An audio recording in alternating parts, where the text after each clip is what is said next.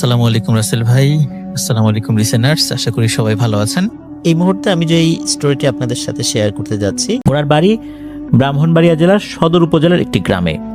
মূলত ঘটনাটি ওনার নিজের সাথে ঘটে যাওয়া এবং ওনার খুব কাছের একজন বন্ধু যার নাম হচ্ছে রাজু, তার সাথে ঘটে যাওয়া। ঘটনার সময়কাল 2004 কি 5 সাল হবে। ওই সময় উনি ক্লাস 3 বা 4-এ পড়েন বলে জানিয়েছেন।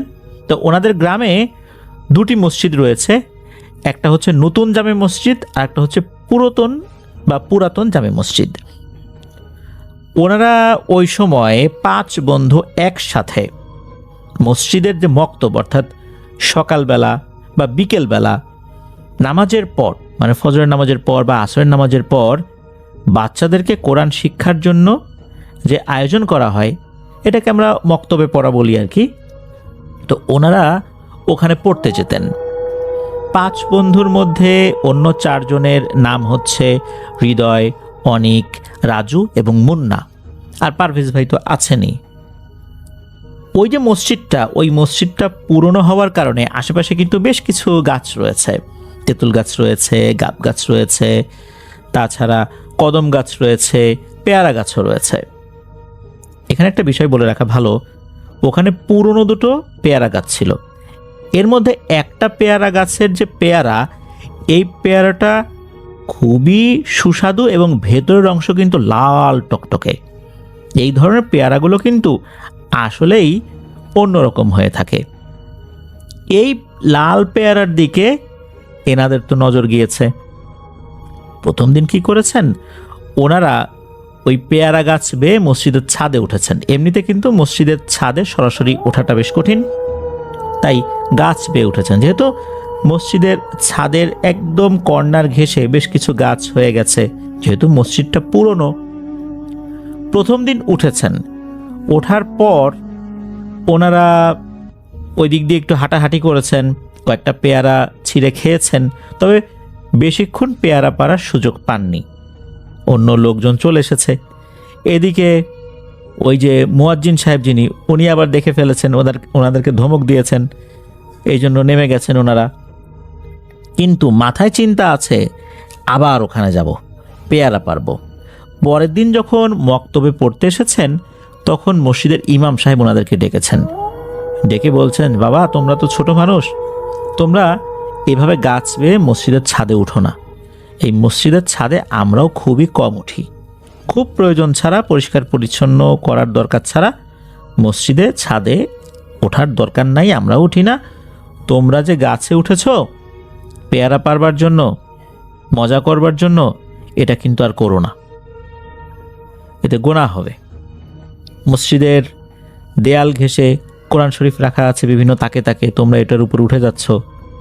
আসলে ইমাম সাহেব বাচ্চাদেরকে বোঝানোর জন্য ওনার মতো করে বেশ কিছু কথা বলছিলেন, যাতে করে ওনারা ছোট মানুষ, বোঝানো যায় আর কি।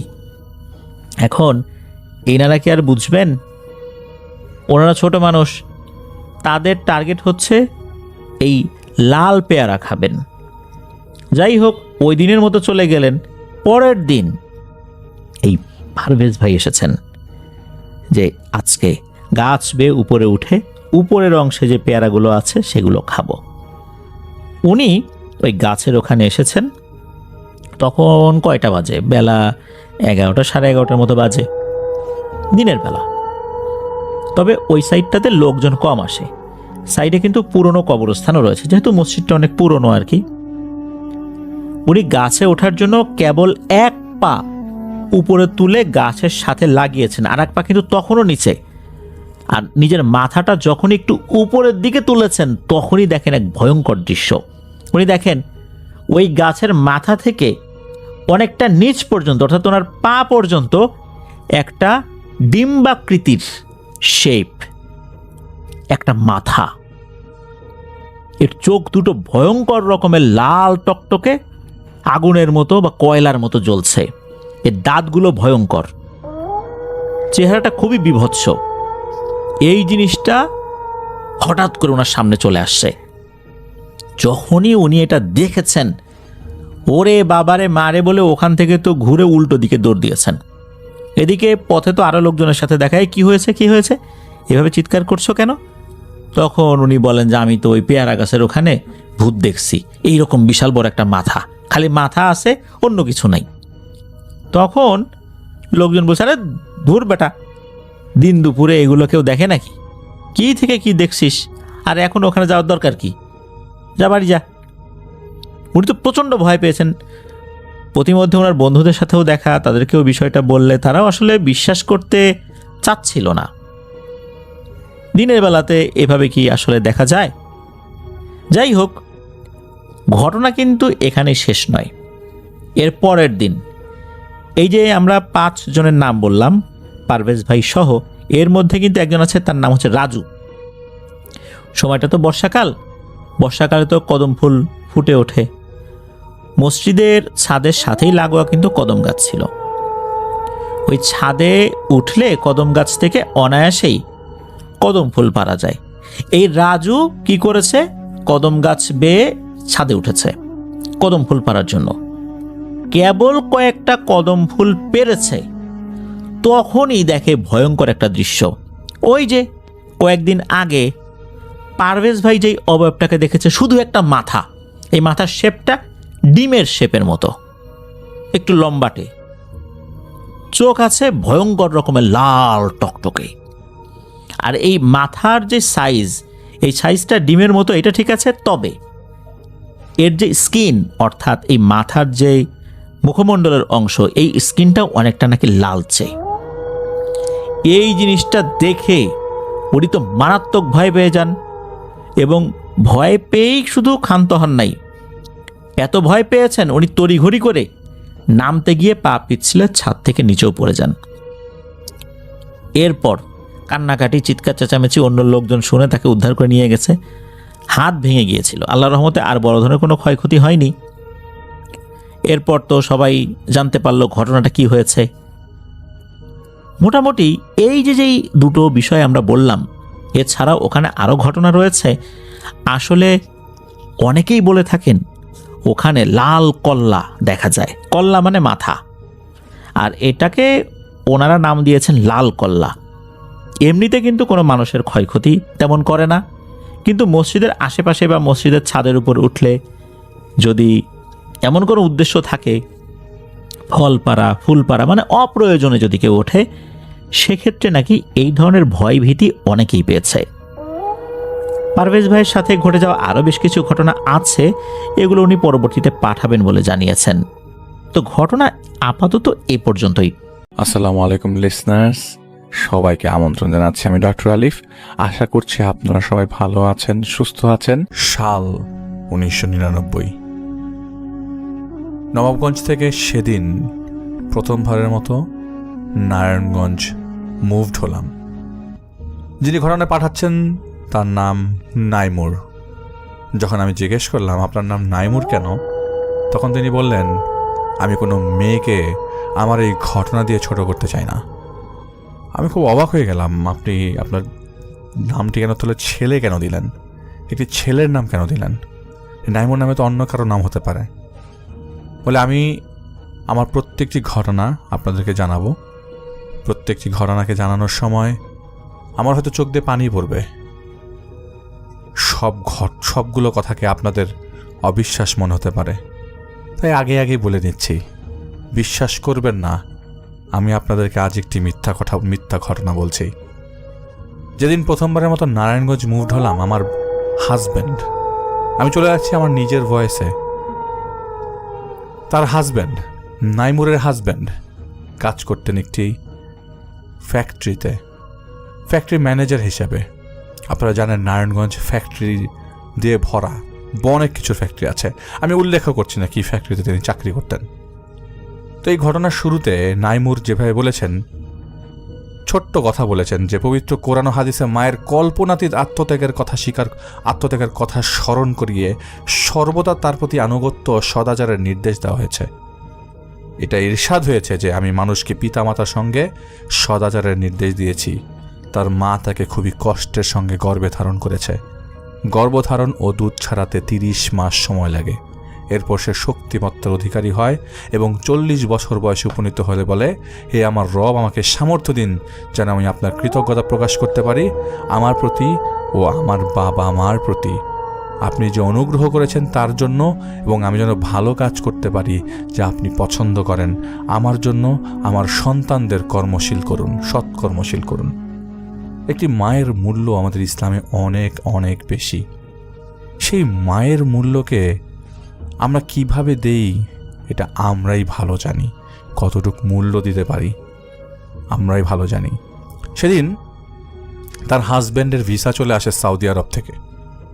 সৌদি আরব থেকে ভিসা আসার পর বাড়ির সবাইকে জানানো হয়। সবাই বেশ খুশি হয়ে যায় এবং নাইমুর জানতে পারেন তিনি একজন অন্তঃসত্ত্বা। তিনি অন্তঃসত্ত্বা হয়ে গেছেন। ডক্টরের কাছ থেকে অ্যাপয়েন্টমেন্ট নিয়ে ডাক্তার দেখিয়ে নিয়ে এসে মোটামুটি বাড়িতে সবাই জানে। কিন্তু এই বিয়ের 3 বছর তাকে 3 মিনিটের শান্তি পরিবারের কেউ দেয়নি। ওই পরিবারটিতে সবসময় চালানো হয়েছে অমানবিক নির্যাতন, শুরু থেকে শেষ পর্যন্ত। যেদিন বিয়ে হয়েছে সেদিন থেকে শেষ পর্যন্ত অল্প মাইনের বেতনের হাজব্যান্ড কখনো মুখ উঁচিয়ে কিছু বলতে পারেননি, কারণ বাড়িটি ছিল তার ছোট ভাইয়ের। ছোট ভাইয়ের বাড়িতে বড় ভাই থাকে, সেটাই তো অনেক বেশি। টাকা পয়সা কম থাকার কারণে নিজেদের পরিবারের ভাগ্য ঘোচানোর জন্য নাইমুরের স্বামী বিদেশে যাওয়ার জন্য পাড়ি জমায়। যেদিন বিদেশে যাওয়ার সময় সেদিন তিনি সেই আপা, আমরা নাইমুর না বলি, জিনিসটা একটু অড লাগে, সেই আপা আর এয়ারপোর্ট যেতে পারলেন না তার শারীরিক অসুস্থতার কারণে। যেদিন রাতে তিনি চলে গেলেন সেদিন সারা রাত তিনি কাঁদলেন। তখন তিনি 5 মাসের অন্তঃসত্ত্বা ছিলেন। তার স্বামী চলে যাওয়ার 1 মাস পর তার শ্বশুরবাড়ি থেকে তাকে শুরু করায় নির্যাতনের এক নতুন মাত্রা। এই অসুস্থ অবস্থাতেও তাকে দিয়ে বাড়ির সব ধরনের কাপড় ধোয়ানো, রান্না বান্না করানো, সব কিছু। বসে থাকতো শুধু বাবা মা কিছু করতেন না, তার শাশুড়ি কিছু করতেন না। তার ছোট ভাইটা সবসময় বাধা দিতেন তার বাবা মাকে যে তোমরা কেন ভাবিকে দিয়ে এসব কাজ করাও। তিনি অনেক কথা বলতে চাইতেন, কিন্তু বাবা মা এসব কথা শুনতেন না। বাড়িতে ছিল না কোনো কাজের বুয়া, কোনো কাজের লোক যে সাহায্য করবে তাদেরকে। প্রতিদিন প্রতি রাত এই অমানবিক নির্যাতনের শিকার হয়েছিলেন সেই আপা। রাতের বেলা খেতে বসতেন, সবার শেষে খাওয়াই জুটত না, খুব আহামরি খাওয়া দাওয়া। গরিব ঘরের মেয়ে, তাই অনেক ক্ষেত্রে কিছু কথা উচ্চস্বরে বলা যায় না। এই প্রবাদে বিশ্বাসী পরিবারের মানুষ ছিলেন সে আপা। তার বাবা মা হাতিয়া উপজেলার কোনো এক গ্রামে তাদের বসবাস। কোনো রকমভাবেই নিজের ছেলের দ্বিতীয় বিয়ে তার সাথে করানো হয়েছিল। প্রথম ঘরের যে বউ ছিল তিনি মারা যান তাও পানিতে পড়ে। কিভাবে মারা যান এ নিয়ে বিশদ আলোচনায় আমরা আর যাচ্ছি না। সেই আপা যখন তার বয়স, যখন তার পেটের বাচ্চার বয়স যখন পেটের ভেতরে 7 মাস, মানে তিনি যখন 7 মাসের অন্তঃসত্ত্বা, তখন প্রথমবার রাতের বেলা হঠাৎ করে কে জানি করা নাড়ে। রাত তখন আনুমানিক 1:30 বাজে। এই 1:30টার সময় তাকে কে নক করছে এটি জানার জন্য তিনি জানালার থেকে, মানে জানালার পর্দা সরালেই ঘরের দরজার বাইরে কে দাঁড়িয়ে আছে দেখা যায়। টিন শেড, এল শেপড বাড়ি। তিনি দেখলেন দরজার বাইরে তার দেবর দাঁড়ানো। দেবর বিবাহ করেনি এবং সেদিন রাতেই তার সাথে তিনি রাত কাটানোর অফার দেয়। জিনিসটা শুনতে খুব খারাপ লাগে, কিন্তু তখন তিনি 7 মাসের অন্তঃসত্ত্বা, একটা সাধারণ মানুষ কিভাবে সেই অফার একজন তার বড় ভাইয়ের স্ত্রীকে দেয়। সেদিন রাতের বেলা তিনি কোনো রকমে ঘরের ভিতরে দরজা লাগিয়ে বসেছিলেন। তোর শ্বশুর শাশুড়ি পরের দিন সকালবেলা তার শ্বশুর শাশুড়িকে যখন তার দেবর বাইরে চলে যায় জিনিসটা জানানোর পর শ্বশুর শাশুড়ি ভ্রুক্ষেপ করে না, সাথে সাথে বলে বানিয়ে কথা বলে আমার ছেলে আর আমাদের মধ্যে সম্পর্ক নষ্ট করার জন্য নতুন পায়তারা শুরু করেছ। কোনোভাবে বোঝানোর চেষ্টা করা গেল না। এরকম করে 4 দিন 5 দিন প্রতিদিন রাতের বেলায় দরজা নক করত সেই তথাকথিত দেবর। প্রতিদিন রাতের বেলায় বলতো আজে বাজে কথা জানালার পাশে দাঁড়িয়ে, ভুলিয়ে ভালিয়ে অনেক কিছু বলার চেষ্টা করত। এরকম করে যখন 8 মাস 9 মাস হয়, তখনই তার শুরু হয় নতুন দৃশ্য। যখন তিনি 9 মাসে পাড়া দিলেন তার পেটের অন্তঃসত্ত্বায়, সেদিন রাতের বেলার কথা। রাত তখন আনুমানিক 1:30-2টা বাজে। ভাগ্যক্রমে যে তার রুমের মধ্যেই বাথরুম, টয়লেট আর কি, তাকে বাইরে যেতে হয় না। রাতের বেলা যখন তিনি, আর প্রেগনেন্সি মোমেন্টে অনেক বেশি টয়লেটে যাওয়ার প্রেশার আসে, তো তিনি এরকম রাতের বেলা টয়লেটে যাওয়ার জন্য উঠেন। উঠার পর তার বাথরুম থেকে বের হন, সাথে সাথেই তখন ইলেকট্রিসিটি চলে যায়। মোমবাতিটা তখন হাতের কাছে ছিল। কোনো রকমে মোমবাতিতে জ্বালানোর পর তিনি দেখতে পান তার ঘরে তার বিছানার উপরে একজন মহিলা বসা। মহিলাটা ব্যথায় কাতরাচ্ছে, কিন্তু এই শব্দটা মনে হচ্ছে শুধু তিনিই শুনছেন। অনেকটা যান্ত্রিক উপায়ে আশপাশের কেউ মনে হয় এই চিৎকারটা শুনছে না। সেটা ওই রুমের এক বদ্ধ পরিবেশেই অনেকটা বলা যাচ্ছিল। আপা দেখছেন একজন মহিলা, অন্ধকারের মোমবাতির আলোতে দেখছিলেন একজন মহিলা তার খাটের উপরে। আশপাশের সব কিছু কেমন একটা গুমট অন্ধকার, বিশ্রী গন্ধ আসছে। মনে হচ্ছে কোনো ময়লার ডাস্টবিনের পাশ দিয়ে কেউ কাঁঠাল পচে গেলে যেরকম গন্ধ আসে, সেরকম গন্ধ তার রুমের ভেতরে ভরে গেছে। তিনি দেখছেন সেই মহিলাটা প্রসব ব্যথায় কাতরাচ্ছে। হঠাৎ করে ইলেকট্রিসিটি চলে আসলো। তিনি দেখলেন বিছানার উপর কেউ নাই। তিনি ওটুক পর্যন্তই দেখলেন একটা মহিলা কাতরাচ্ছে। 1999 সালের 6 জুনের ঘটনা এটা। সেদিন সম্ভবত রবিবার ছিল বা শনিবার ছিল, 6 জুন। তার যতটুকু মনে আছে, জুম্মার 2 দিন পরে বা 1 দিন পরে তিনি রাতের বেলা এরকম তার ঘুম ভাঙে। কিন্তু এই কয়দিন যাবৎ তার দেবর, তার শ্বশুর শাশুড়ি তার সাথে খুব একটা খারাপ ব্যবহার করছে না। তার দেবর চলে গেছে নারায়ণগঞ্জের বাইরে অফিসের কোনো একটা কাজে, তাকে দূরে চিটাগংয়ে শিফট করে দেওয়া হয়। দেবর এখন মাসে 1 বার আসে। 7 মাসে যখন দেবর এই অফারগুলো দিয়েছিল, এর মধ্যে একটা চেঞ্জেস চলে আসে। গত 2 মাসে দেবর মাত্র 1 বার এসছে এবং শোনা গেছে সে নাকি সেখানে বিয়েও করে ফেলেছে। তখন একমাত্র তিনিই তার শ্বশুর শাশুড়ির খেদমত করতেন। এমনও দিন গেছে এই 8-8.5 মাসের অন্তঃসত্ত্বা অবস্থায় তার শ্বশুর শাশুড়ির পা হাত পাও টিপে দিতে হয়েছে তার। যেখানে তার সেবা করার কথা সবার, সেখানে তিনি সবার সেবা করছিলেন এই অন্তঃসত্ত্বা মোমেন্টে। জীবনের কঠিন পরিণয়। সেদিন রাতের বেলা, রবিবার হবে সম্ভবত বা সোমবার হবে, 7ই জুনে, 7th জুন। সেদিন রাতের বেলা কারেন্ট, ইলেকট্রিসিটি নাই। বাসার মধ্যে ইলেকট্রিসিটি না থাকার কারণে তিনি দরজা খুলে বাইরের বাতাস পোহাচ্ছিলেন। বাইরে থেকে হালকা মৃদু বাতাস আসছিল বিধায় দরজাটা খুলে রেখেছিলেন। হঠাৎ করেই মনে পড়ল যে বাসার রুমের ভিতরে একটা মোমবাতি জ্বালানো দরকার। রাত তখন 2:30টার মতো বাজে। তো অনেকক্ষণ যাবৎ ইলেকট্রিসিটি না থাকার কারণে আর অত্যাধিক গরম পড়বার কারণে তার কাছে মনে হয়েছে যে আশপাশের লোকজনরা মনে হয় ঘর থেকে বের হয়েছে, কারণ খুটুর খাটুর শব্দ আশপাশ থেকে আসছিল। তিনি দরজা খুলে বাতাসের জন্য, তখন মেইন গেট বন্ধ ছিল, কিন্তু এই তার নিজের ঘরের দরজাটা খুলে বাতাসের জন্য তিনি বসেছিলেন। কারণ তাদের বাসাটা ছিল এল শেপড, উঠান, এবং দরজা খুললেই বাতাস আসতো আর কি। তো হঠাৎ করেই মনে হচ্ছে যে উপরে মেঘ জমেছে, যেটা তাদের জন্য তখন একটা ভালো নিউজ ছিল। মেঘ জমেছে, বাতাস একটা ঠান্ডা মৃদু বাতাস বয়ে যাচ্ছিল। তো তিনি যেহেতু অনেক রাত, তিনি তার রুমের দরজাটা বন্ধ করে তার জানালার পর্দাটা সরিয়ে দেয়।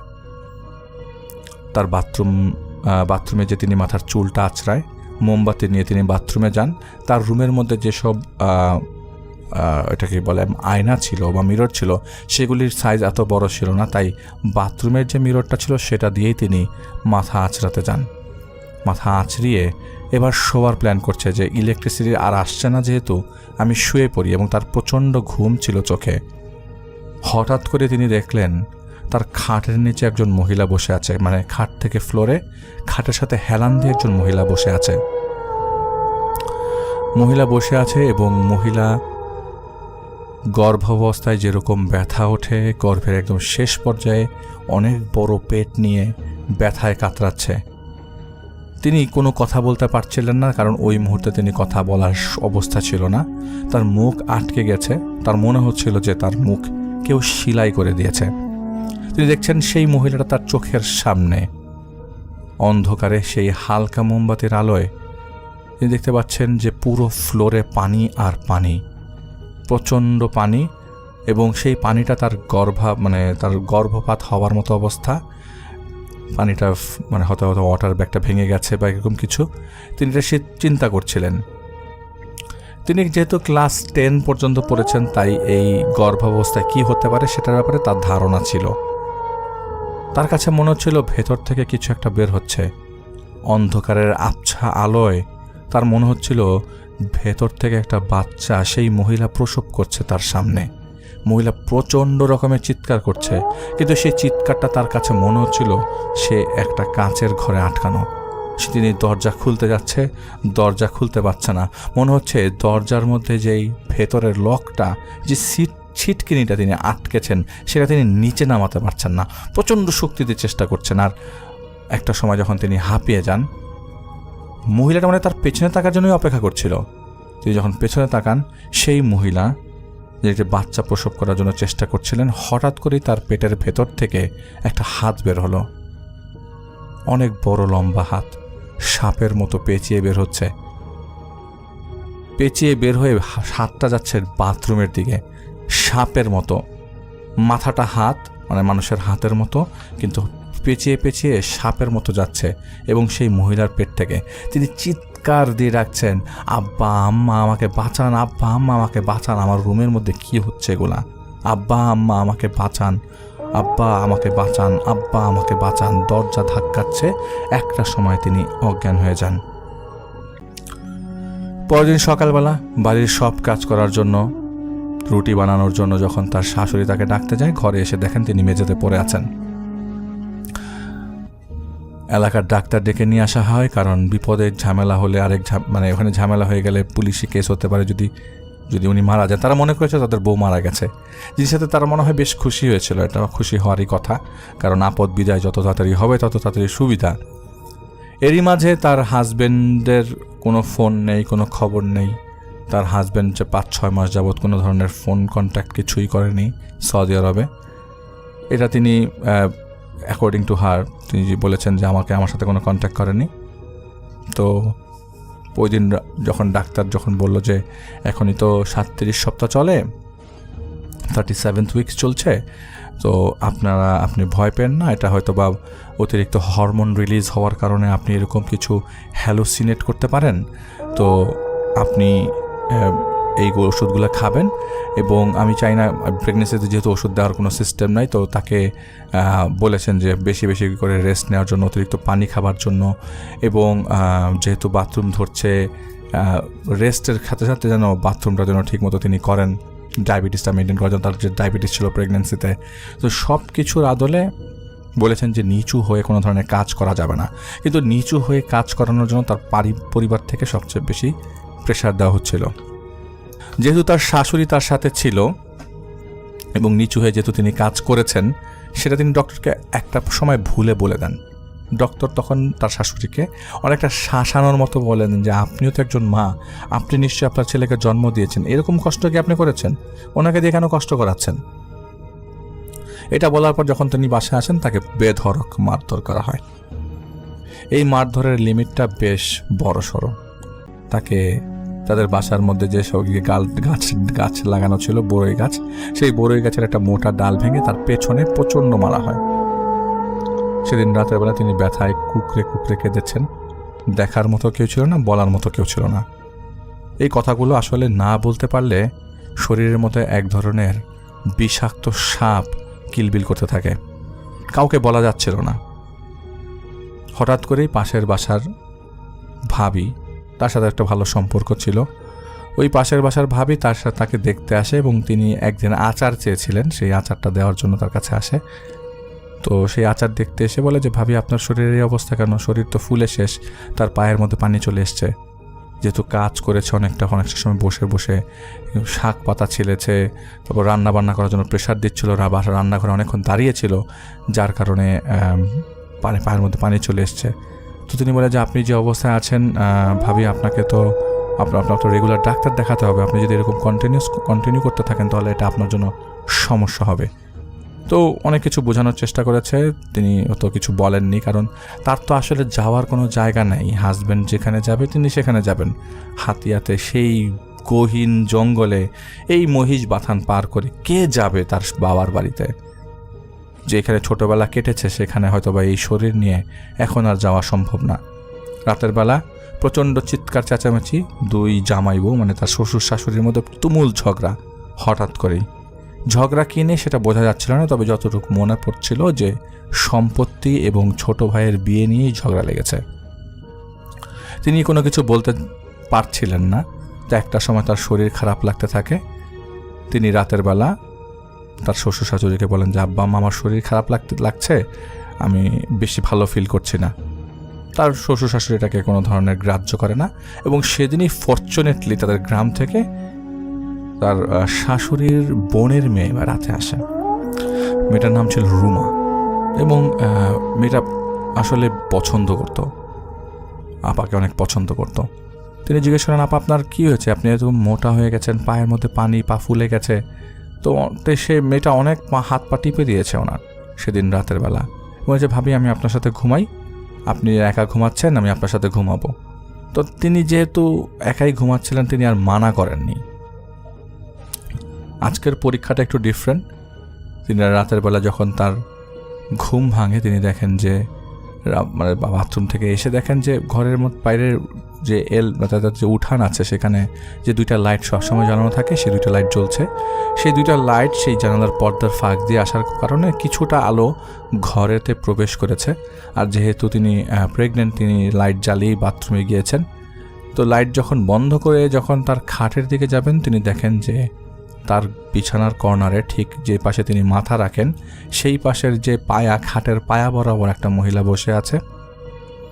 সেই মহিলা, যে মহিলাকে তিনি দেখতে পাচ্ছিলেন, যার চেহারা বোঝা যাচ্ছিল না, এবং সেই মহিলা প্রসব ব্যথায় চিৎকার করছেন। খাটের সেই পাটা ধরে রেখেছেন, দুই পা ফাঁক করে রেখেছেন এবং একটি বাচ্চা প্রসব করছে।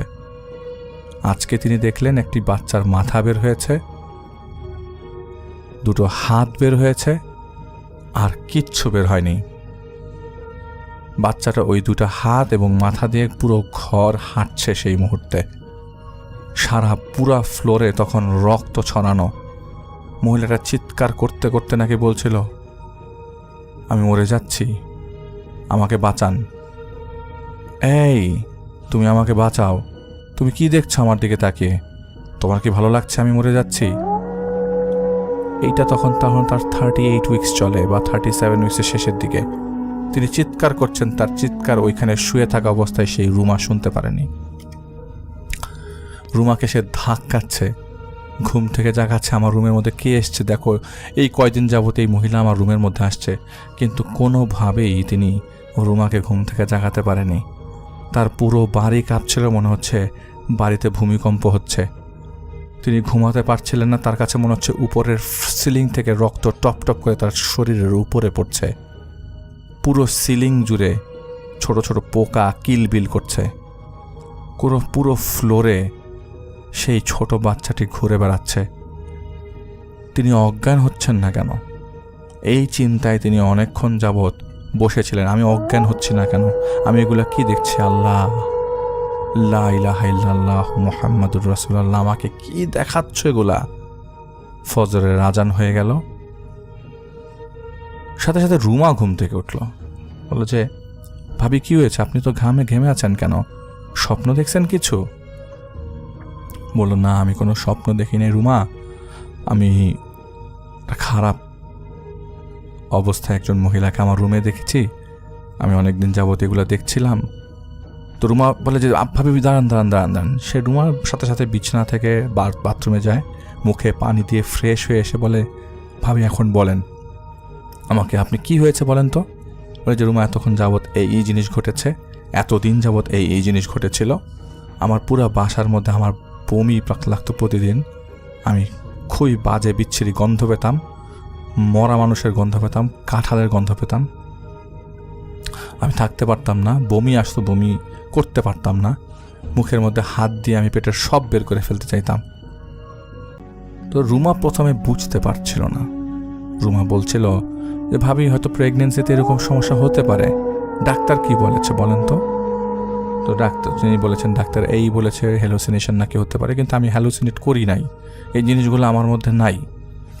রুমা তখন বলে যে যেহেতু আপনি ভাবি এখন একদম শেষ পর্যায়ে আছেন, আপনাকে নিয়ে আমি তো কিছু করতে পারবো না, আমি আমার এক বন্ধুকে চিনি যে এইখানে একজন ইমাম সাহেবকে চেনেন, তার কাছে আমি আপনার ব্যাপারে যে একটা তদবির করতে পারি, আপনি কি রাজি?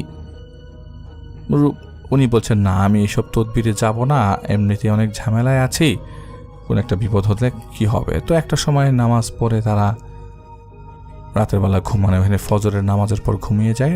হঠাৎ করে এই সকালের ঘুম ভাঙে সকাল 11টা সাড়ে 11টার দিকে। তাকে কেউ ঘুম থেকে ডাকেনি, কারণ আশপাশ থেকে শুধু কান্নার শব্দ আর কান্নার শব্দ আসছে।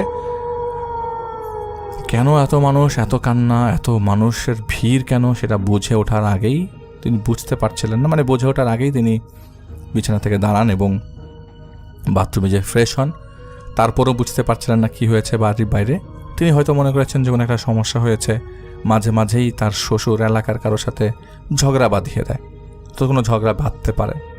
তো কান্নার শব্দ আসছে কেন সেটা তিনি আর খেয়াল করেননি। দরজা খুলে তখন যখন বের হন, দেখেন যে বাড়ির উঠানে একটা লাশের বাক্স রাখা।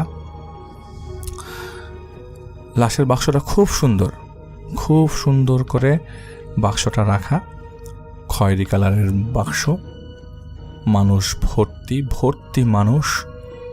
সেই মানুষের ভিড়ে যখন তিনি জিজ্ঞেস করছেন কি হয়েছে বাড়িতে, তিনি মনে করেছেন তার দেবরের কিছু হলো কিনা। আম্মা কি হয়েছে? তিনি দেখেন যে কর্নারে তার দেবরও সহ দাঁড়ানো। তিনি কি হয়েছে দেবরকে জিজ্ঞেস করছিলেন না, কারণ তিনি দেবরের সাথে কথা বলেন না। আশপাশের মানুষকে জিজ্ঞেস করতেন কে মারা গেছে। তো আত্মীয় স্বজনরা যারা তাকে চেনে তখন তারাও তাকে জোরে ধরে কান্না করছে। রুমা বলছে যে ভাবি ভাইয়া তো আর নাই, উনি যে মারা গেছে এটা আমার জানতাম না। তখন কানেকশনের বিষয়টা একটা ছিল, এত টেলিফোন করে কথা বলার কোনো অতটা ভালো চান্স ছিল না। ঢাকা ছাড়া এই মফস্বল এলাকাতে বিদেশে কথা বলার এতটা সুযোগ ছিল না। তো তিনি খুব কান্না করেন এবং তিনি চিন্তা করেন যে এটা আমি ভুল দেখছি, কারণ যেহেতু তিনি এতদিন যাবৎ একটা কিছু দেখছিলেন, তিনি বলছেন এটা আমি ভুল দেখছি, এখনই আমার স্বপ্নটা ভেঙে যাবে। না কই স্বপ্ন ভাঙা তো দূর, এখন সবাই তো দেখি পর্দা টানাচ্ছে ভেতরে লাশ গোসল দেবার। লাশ যদিও সৌদি আরব থেকে গোসল করিয়ে নিয়ে আসা, তারপরও তারা নিজেদের স্যাটিসফ্যাকশনের জন্য লাশ কফিন থেকে বের করে গোসল দেয়। তার হাজব্যান্ডের একটি অ্যাক্সিডেন্ট হয় সৌদি আরবে, ওখানে স্পট ডেড হয়। শরীর থেকে দুটো অংশ একদম আলাদা হয়ে যায়, যেহেতু মাঝখান দিয়ে ট্রাক নাকি গিয়েছিল, তো আলাদা একদম অবস্থা খুব খারাপ হয়ে গেছে। সেই বিভৎস দৃশ্য দেখার মতো অবস্থা নেই। তিনি কান্না করতে পারছেন না, কারণ তখন তিনি 37 to 38 উইকস রানিং অন্তঃসত্ত্বা। প্রচণ্ড গরম সেদিন, মনে হচ্ছে যে সবাই পুড়ে যাচ্ছে, লাশটা মনে হয় হলুদ হয়ে যাচ্ছে। লাশ সাথে সাথেই খুবই ফাস্ট প্রসেসে গোসল করানো হলো। আশপাশের আত্মীয় স্বজন এবং পাড়া প্রতিবেশী মিলে যখন লাশটাকে কবরস্থ করার জন্য রওনা দেয়, তখন তিনি অজ্ঞান হয়ে গেলেন। অজ্ঞান ফেরার পর যখন তার জ্ঞান ফেরে, তখন অলরেডি দাফন কাজ শেষ হয়ে গেছে। সময় তখন বিকাল 5টা। বাড়িতে সবাই তার দিকে তাকিয়ে তার শ্বশুর শাশুড়ির দিকে বোঝানোর চেষ্টা। শ্বশুর শাশুড়ির এক কথা, বাচ্চা আসার আগে আমার বাড়ির থেকে বের হয়ে যাও। শুরুতেই কেন পবিত্র কোরআনের হাদিসের বাণী দিলাম যে একটা মায়ের কতটুক সম্মান দরকার, তার সাথে কতটুক সদাচারের নির্দেশ দেওয়া হয়েছে। একটা প্রেগনেন্ট মহিলা আপনার বাসার পাশে থাকলে অবশ্যই আপনি খেদমত করার চেষ্টা করবেন, আমাদেরও তাই করার কথা। কিন্তু তাকে ওই মুহূর্তে তার স্বামী মারা গেছে, তিনি 38 সপ্তাহের অন্তঃসত্ত্বা, তাকে ওই মুহূর্তে বিকাল 5টায় ঘাড় ধাক্কা দিয়ে বাড়ি থেকে বের করে দেওয়া হয়। এদিকে ওই সমস্যা তো আছেই, মাথা কিলবিল করছে কন্টিনিউয়াসলি। তার কাছে কিছুক্ষণ পরপর মনে হতে থাকে তার শরীরে অনেক তেলাপোকা ভরে গেছে। গত 2-3 মাসে ঠিকমতো খাওয়া দাওয়া হয়নি, শরীরের অবস্থা খুবই খারাপ। সেই রুমা কি করে, রুমা তাকে বলে যে ভাবি, আমি অনেক পৈশাচিক মানুষ দেখেছি, কিরকম নিজের পরিবারের মধ্যে এত বড় পিশাচ আমি দেখিনি। যেহেতু ওই রুমটাতে তার ছোট দেবর থাকবে তার স্বামী স্ত্রী নিয়ে, তাই তাকে সেখান থেকে বের করে দেওয়া হয়। কাকুতি মিনতি করে জিজ্ঞেস করা হয় যে আমাকে কি কোনোভাবে একটা কর্নার দেওয়া যায় নাকি বাচ্চাটার জন্ম হওয়ার পর্যন্ত, কিন্তু কেউ তার কোনো কথা শোনে না। তিনি মিলাতে থাকেন তিনি যে স্বপ্ন দেখেছেন বা তিনি যে রূপ দেখেছেন একটা মহিলাকে, সেই রূপটার কথা তিনি বারবার চিন্তা করছিলেন যে এটা তিনি, ওই চেহারাটা মনে এটা তারই ছিল। বুঝার চেষ্টা করছিলেন। গত রাতে যেভাবে তিনি দেখেছেন একটা বাচ্চা ঘুরছে, রুমা শুনছিল না, অথচ পরের দিন সকালবেলায় তার সামনে তার স্বামীর লাশ চলে আসছে। লাশ আসছে তাও নাকি 20 দিন পর, মারা যাবার 20 দিন পর। ওই তখন থেকে তিনি আসলে সেসব খারাপ জিনিস দেখা শুরু করেছেন। যাই হোক, তাকে সেদিন বের করে দেওয়া হলো এবং রুমা তাকে একটা ব্যবস্থা করলো। রুমা তাকে তার বাড়িতে নিয়ে গেলেন। রুমার মাকে বোঝালেন, মা আমার কোনো ভাই বোন নাই, ভাবির আজ এই অবস্থা। রুমা সেদিন সেই বাসা থেকে বের হয়ে গেল এবং তার শাশুড়ির ছোট বোন তাকে যথেষ্ট আদর করা শুরু করলো। তাকে রাখলো, আপাকে রাখলো সেই বাড়িতে, এবং সেই এলাকার একটা ম্যাটারনিটি হসপিটালে তার একটি পুত্র সন্তানের জন্ম লাভ হলো। 1999 সালের তার পুত্র সন্তানের জন্ম হলো এবং বাচ্চা জন্ম হওয়ার পর থেকে তিনি সেই গন্ধটা তার আর ফিল করছিলেন না, কিন্তু তার সারা শরীর ভর্তি পোকা, সেটা তিনি বুঝতে পারছিলেন। এটার উপরে তিনি কোনো কিছু করতে পারছিলেন না, আমল করতে পারছিলেন না। একটু সুস্থ হওয়ার পর তিনি বাচ্চাটাকে সাথে করে নিয়ে একজন হুজুরের কাছে যান। জিজ্ঞেস করেন, আমার স্বামী আমাকে ছেড়ে চলে গেছে কিছুদিন আগে, আমার বাচ্চা কিছুদিন আগে হয়েছে, আমার এই বাচ্চাটা তার বাবাকে দেখেনি, আমাকে জাস্ট এতটুকু বলেন যে আমার কি ক্ষতি কেউ করেছিল নাকি, কারণ আমি এরকম জিনিস আমার বাসার মধ্যে দেখেছি। সেই ইমাম সাহেব, তিনি খুব লার্নার্ড একজন ইমাম সাহেব ছিল, যার কাছে রুমাই নিয়ে গেছিল। তো ইমাম সাহেব বলেছেন যে দেখেন, আপনার পরিবার সম্বন্ধে আমি কিছুই জানি না, আপনি আমাকে এরকম কাগজে লিখে পাঠান, কাগজে লিখে দিয়ে যান যে আপনার পরিবারে কে কে আছে, তাদের নামটা একটু লিখে দেন, ঠিকানাটা লিখে দেন, যাতে আমি খোঁজ নিতে পারি।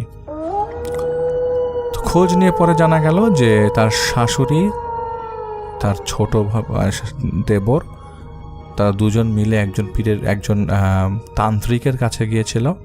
তাকে একটা হিন্দু ধর্মাবলম্বীর কোন এক তান্ত্রিকের কাছে গিয়েছিল, যাকে ফলো করে 2টা খারাপ জিন।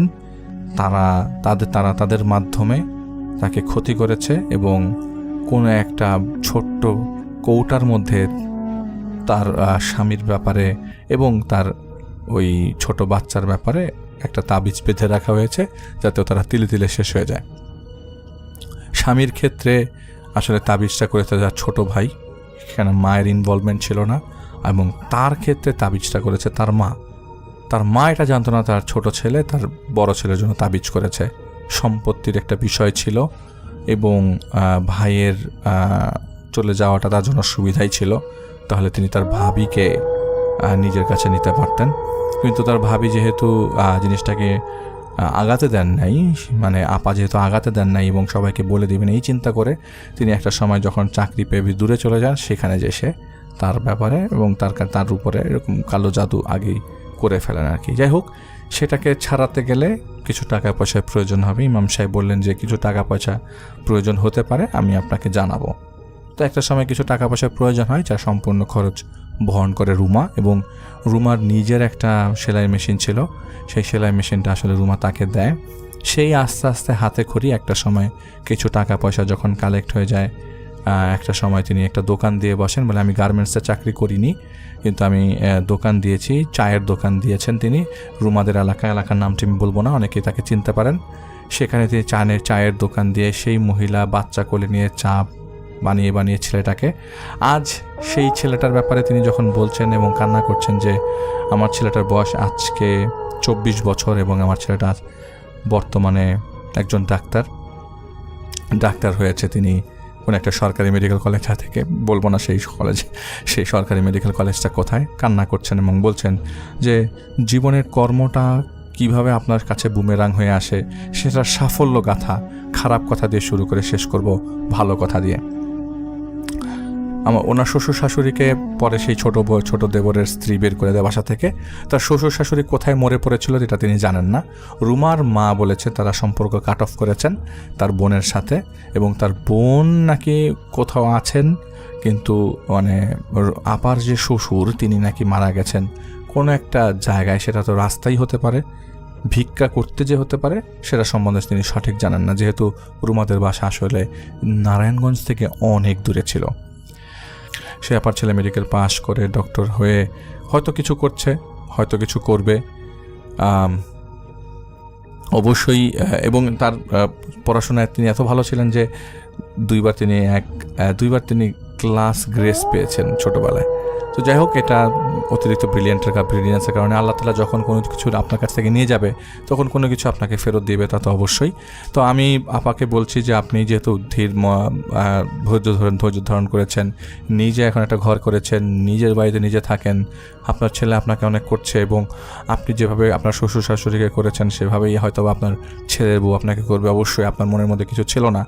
তো আমরা আপনার ঘটনার জন্য উত্তর দোয়া করছি, এবং আপনি ভালো থাকবেন সবসময়। আপনার ঘটনার জন্য অনেক অনেক অনেক ধন্যবাদ। এবং আপনি যেহেতু নাইমুর নামটি বলেছেন, এটা হচ্ছে ইন রিলেটেড টু আপনার দেবর, সেজন্যই নাইমুর নামটি বলেছেন যে কোনো মেয়েদের নাম নিয়ে আসলে তাদেরকে তিনি ছোট করতে চাননি, যাতে একটা মায়ের নাম নষ্ট না হয়, এবং এই জন্যই তিনি বলেছেন যে আমার নাম নাইমুর।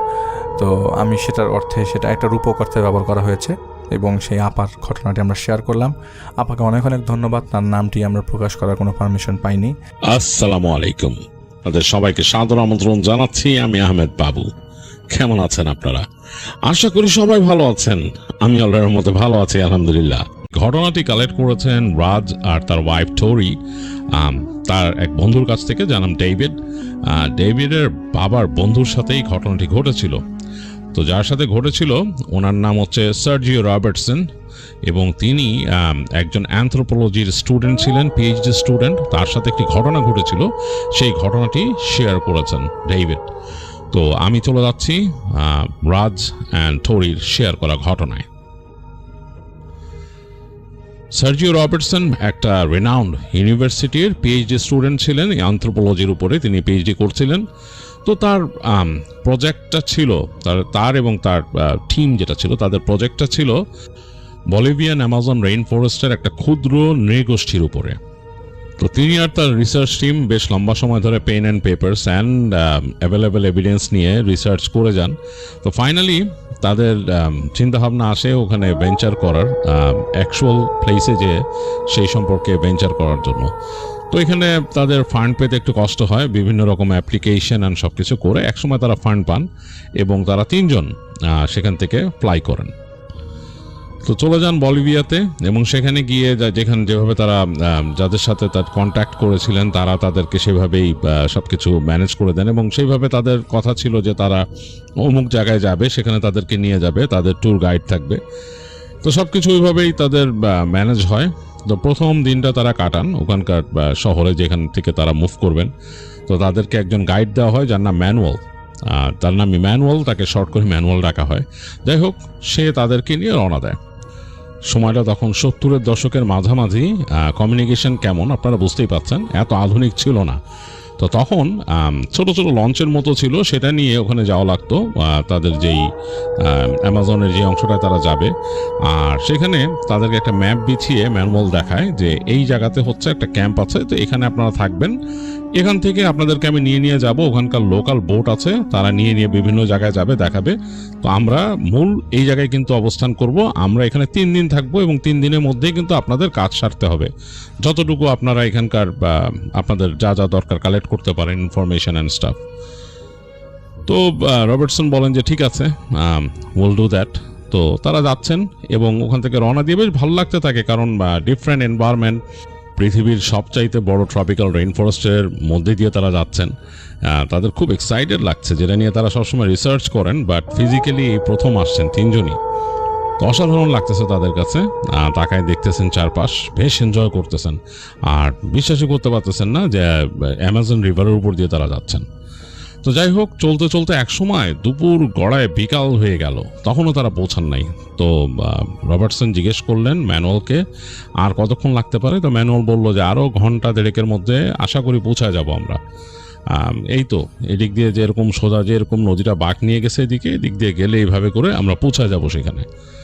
তো রবার্টসন জানালেন তার সঙ্গীদেরকে যে এরকম আর ঘন্টা দেড়েকের মধ্যে আমরা চলে যাব। হালকা খাওয়া দাওয়া করলেন, দেখছেন, এবং যত বেলা গড়ায় যাচ্ছে জায়গাটা অন্যরকম হয়ে যাচ্ছে। মানে এই অন্ধকার হয়ে উপর দিয়ে হালকা আলো পড়তেছে আর দুই পাশটা অন্ধকার হয়ে যাচ্ছে, মনে হচ্ছে যে দুইটা পাশ দেখা যায় না, এবং বেশ রহস্যময় লাগতেছে গাছপালাগুলো, এবং নদীটাও কেমন জানি একটা ডিফারেন্ট লুক নিয়ে ফেলছে। পানির যে কালার সেটাও কালচে হয়ে গেছে কেমন জানি। যাই হোক, তারা চলতে চলতে এক সময় এসে বলল ম্যানুয়াল যে এই তো কাছাকাছি আছি আমরা, এখান থেকে যদি দেখেন উপরে আসেন। তো নিয়ে গেল তাদেরকে একেবারে সামনের গুলির কাছে, ওখান থেকে দাঁড়ায় দেখালো যে ওই যে দেখেন ছোট্ট দেখা যাচ্ছে। তো দেখলো, ওদের বাইনোকুলার দিয়েও দেখলো যে হ্যাঁ, একেবারে নদীর পাড়ে এক পাড় ঘেঁষে একটা কটেজের মতো কাঠের, ওটা বারান্দা টারান্দা আছে, সব সুন্দর একটা কটেজ, সেইখানেই আর কি তাদের থাকতে হবে। তো যাই হোক, তারাও মোটামুটি তৈরি হলেন, খুব ক্লান্ত সবাই। তো 3 জনেই ওখানে গিয়ে যখন নাকি বোট ভিড়লো তাড়াতাড়ি নেমে গেলেন। নেমে গিয়ে ম্যানুয়াল তাদের রুম দেখালো, মোটামুটি ভালোই ফ্যাসিলিটি। একেবারে এরকম একটা বুনো এলাকায় এরকম একটা ফ্যাসিলিটি এটা আশা করা যায় না, কিন্তু বেশ ভালো। তো রবার্টসনরা সেখানে উঠলেন, যার যার মতো রুম পেলেন, এবং গিয়েই প্রথমে তারা ফ্রেশ হয়ে অনেকক্ষণ পর আসলেন। এসে 3 জনেই মিট করলেন। তখন রাত হয়ে গেছে, এবং একেবারে রাতের যে ঝিঝি পোকার ডাক এবং বনের আরও নিশাচর প্রাণীর ডাক আসতেছে, মানে বেশ ভালো মতন পাওয়া যাচ্ছে। আর একটা এরকম লণ্ঠন রাখা তাদের ওইটা ইসের মধ্যে, টেবিলের উপরে। ওই পাশে যে রুমটা আছে ওখান থেকে লাইটের হালকা একটু আলো আসতেছে এখানে, মানে অন্যরকম একটা পরিবেশ। তো লণ্ঠনটা রাখা হয়েছে মনে হয় পরিবেশটাকে আরো সুন্দর করার জন্য। যে টেবিলে লণ্ঠনটা রাখা, সেই টেবিলটা ডিনার টেবিল, এবং সেটার উপরে হোয়াইট অ্যান্ড রেড ক্লথ দিয়ে ঢাকা। সেই লণ্ঠনের আলো পড়ে খুব সুন্দর লাগতেছে ওই টেবিলটা, এবং সেখানেই তাদেরকে ডিনার সার্ভ করা হলো। সেই ডেকের উপরে, মানে এক্সটেন্ডেড যে বারান্দা, বড় একটা ডেক পানির উপরে। তো সেখানে তারা বসে ডিনারের জন্য অপেক্ষা করতেছে। ডিনারে বিভিন্ন আইটেম আসতেছে, আর তাকায় দেখলো ঠিক তাদের যে এই বারান্দাটা, সেটার অপোজিটে যে গাছগাছালি, একেবারে ওই পাশে অন্ধকার গাছগাছালি, সেটার মধ্যে জোনাকি খেলা করতেছে। মনে হচ্ছে যে হাজার হাজার নক্ষত্র এই জঙ্গলের মধ্যে জ্বলতেছে, নিপতেছে, নড়াচড়া করতেছে, কনস্টেলেশনের মতো চেঞ্জ হচ্ছে। অসাধারণ। আর বাতাস, খুব সুন্দর একটা বাতাস আসতেছে, মানে খুব সুন্দর এনজয় করার মতো একটা বাতাস, এবং এই যে বনের একটা সুন্দর ঘ্রাণ নিয়ে আসতেছে। যাই হোক, মানে একটা অভাবনীয় একটা এনভায়রনমেন্ট। তারা ওখানে এনজয় করলেন, খাওয়া দাওয়া করলেন, এবং রবার্টসনরা যার যার রুমে চলে গেলেন রাতের বেলা। তো যাই হোক, রাত কাটলো। পরদিন দিনের বেলা তারা বেরোলেন। ম্যানুয়ালকে বলছিলেন যে এই জিনিস দরকার, তিনি নিয়ে আসলেন, এবং তাদেরকে নিয়ে ঘুরতে বেরোলেন মানে নৌকায় করে। এবং নৌকায় করে যাচ্ছেন ওই লেক ধরে, একদম সামনে অনেক দূর পর্যন্ত চলে গেছেন। তো গিয়ে তাদেরকে নিয়ে গেল একটা জায়গায়, সেইখানে কিছু এরকম ওখানকার যারা নৃগোষ্ঠীর মানুষ তারা থাকে, তাদের কিছু এরকম ছোট ছোট সেটেলমেন্ট আছে। তো সেইখানে নিয়ে গেলেন, এবং ম্যানুয়াল বললেন যে আমি আগে নামি, বিকজ আমি এটার সাথে ইউজ টু, এখানে আপনারা তো ইউজ টু না, আমি ওদের সাথে আগে কথাবার্তা বলি। তো তাদেরকে রেখে ম্যানুয়াল চলে গেলেন ওখানে। সে স্প্যানিশ ভাষাভাষী, এবং সে ওখানকার অনেক এরকম নৃগোষ্ঠীর ভাষা জানে। তো সেখানে কথা বলে তিনি অ্যাসিওর করলেন যে ওখানে যাওয়া যাবে। তারপর ওনাদেরকে নিয়ে গেলেন। তো ওনারা 3 জন ঘুরলো তাদের ওই জায়গায়, একটা গ্রামের মতো দেখলো, টুকিটাকি ছবি তুললো, বা ম্যানুয়ালি পারমিশন নিয়ে দিছে তাদের ছবি তোলার জন্য। এবং তাদের মধ্যে একজন গোত্রপ্রধান এসে কথা বলল তাদের সাথে এবং তাদের ইনফরমেশন দিল। যাই হোক, তাদের জন্য কিছু জিনিস নিয়ে আসছিলেন, তারা গিফট সেগুলোও দিলেন। তারপর রবার্টসন তাকে কিছু প্রশ্ন করতে চাইলেন সে গোত্রপ্রধানকে, এবং তিনি তার যে রিসার্চ পেপার থেকে বের করে তাদের গোত্রের একটা এক্সটেন্ডেড অংশের কথা বললেন এবং বললেন যে ওনাকে জিজ্ঞেস করতে, আর কি ওই ম্যানুয়ালকে বলল ওনাকে জিজ্ঞেস করতে যে আমি ওনাদের এই সেটেলমেন্টে কিভাবে যাব, এটা ওনাদের সাথে কোনো রিলেশন আছে কিনা, ওনাদেরই তো গোত্র, সেটার যে এক্সটেন্ডেড অংশটা। তো দেখলো যে ওই লোকটা যখন ম্যানুয়ালকে বলল, ম্যানুয়াল যখন তাকে বলতেছে, দেখলো যে গোত্রপ্রধানের মুখটা একটু গম্ভীর হয়ে গেছে, সে আসলে কিছু বলতে চাচ্ছে না, মনে হচ্ছে সে ব্যাপারটা পছন্দ করে নাই। তো কিছু কথা বললো ম্যানুয়াল তার সাথে, এবং মনে হচ্ছে যে ওই লোকটা একটু মানে গম্ভীর হয়ে উত্তর দিচ্ছে কিছু, এবং খুব দ্রুত মানে একটু মানে ফাস্ট উত্তর দিচ্ছে, মানে আর আগের মতো খুব স্মুথলি বলছে না, তাদের বাচনভঙ্গিটা একটু ডিফারেন্ট।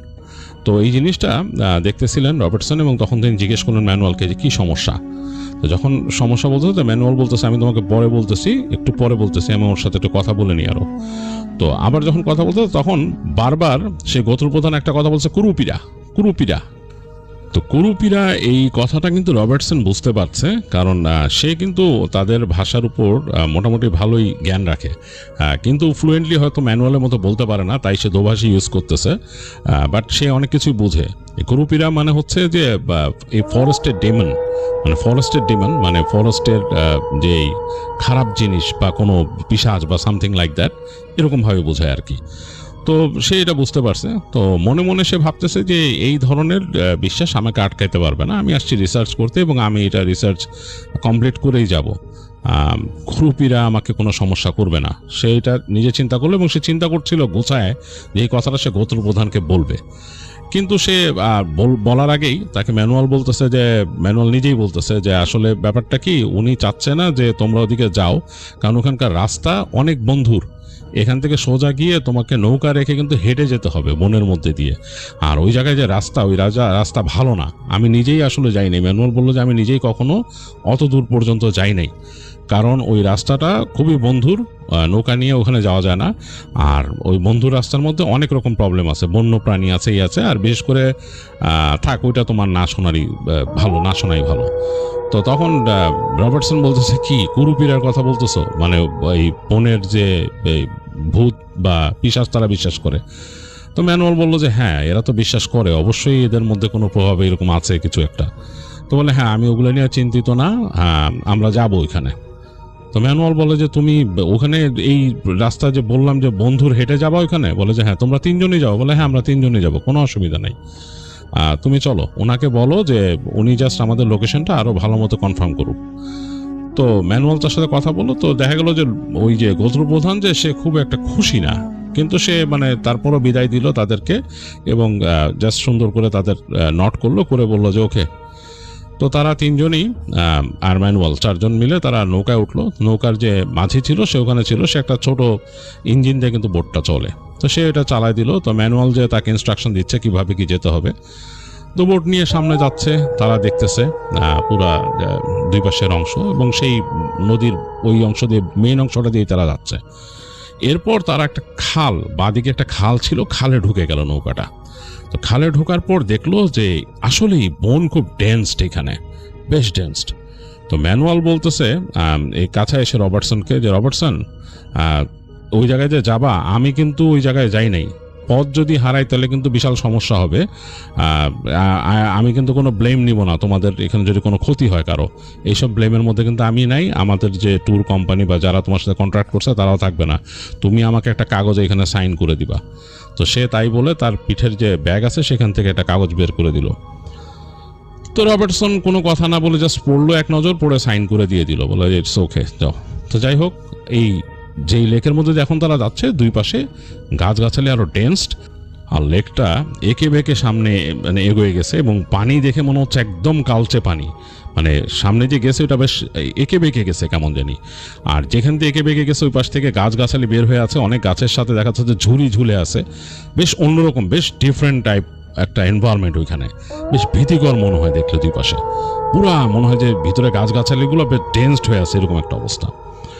তো তো ম্যানুয়াল তাদেরকে বলল যে এইখান থেকে কিন্তু খুবই সাবধানে আমাদের চলতে হবে, কারণ এইখানে অনেক বন্য প্রাণী আছে যেগুলো ডেঞ্জারাস, বিশেষ করে জ্যাগুয়ার। খুব সাবধানে থাকতে হবে, এই অঞ্চলে কিন্তু জ্যাগুয়ার আছে। যখন আমরা যেখান থেকে যাচ্ছি এখানে জ্যাগুয়ার আছে, তো খুব সাবধান।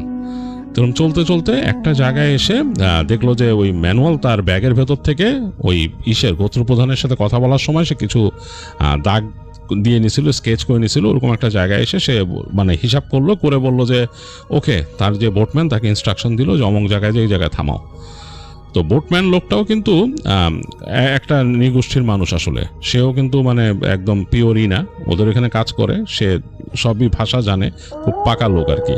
তো যাই হোক, সে এসে একটা জায়গায়, যেই জায়গাতে ছলাৎ ছলাৎ করে লেকের পানি বাড়ি খাচ্ছে, একটু কাদা, ওই জায়গায় এসে খ্যাচ করে তার বোটটাকে আস্তে করে সে ভিড়াই দিল, ইঞ্জিন অফ করে দিছিল আগে।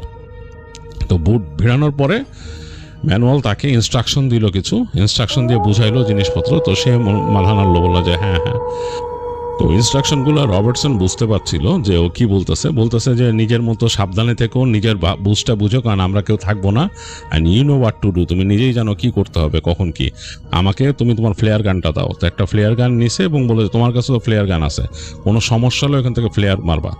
যাই হোক, এগুলো বুঝায় তারা রওনা দিল এবং দেখলো যে আসলে একটা এক্সট্রা ব্যাগ নিয়ে নিল ম্যানুয়াল, তার মধ্যে পানির বোতল আছে ইত্যাদি ইত্যাদি। তো সে হাঁটা ধরলো, তার কাছে ফ্লেয়ার গান আছে, তার কাছে আর একটা বন্দুক আছে। তো রবার্টসন জিজ্ঞেস করলো বন্দুক কেন? বলে এখানে বন্য প্রাণী আছে, অনেক সমস্যা আছে, চলো হারায়ও না, আমাদেরকে একজন একজনকে হারাইলে চলবে না। তো বলে তারা নেমে গেল। তো যেখানে নামছে সেখানেই রবার্টসনদের বুট কিন্তু কাদাতে ডেবে গেছে অর্ধেক। যাই হোক, তারপর তারা হেঁটে উঠলো, উঠে ম্যানুয়াল এদিক ওদিক তাকায় পথ বের করলো।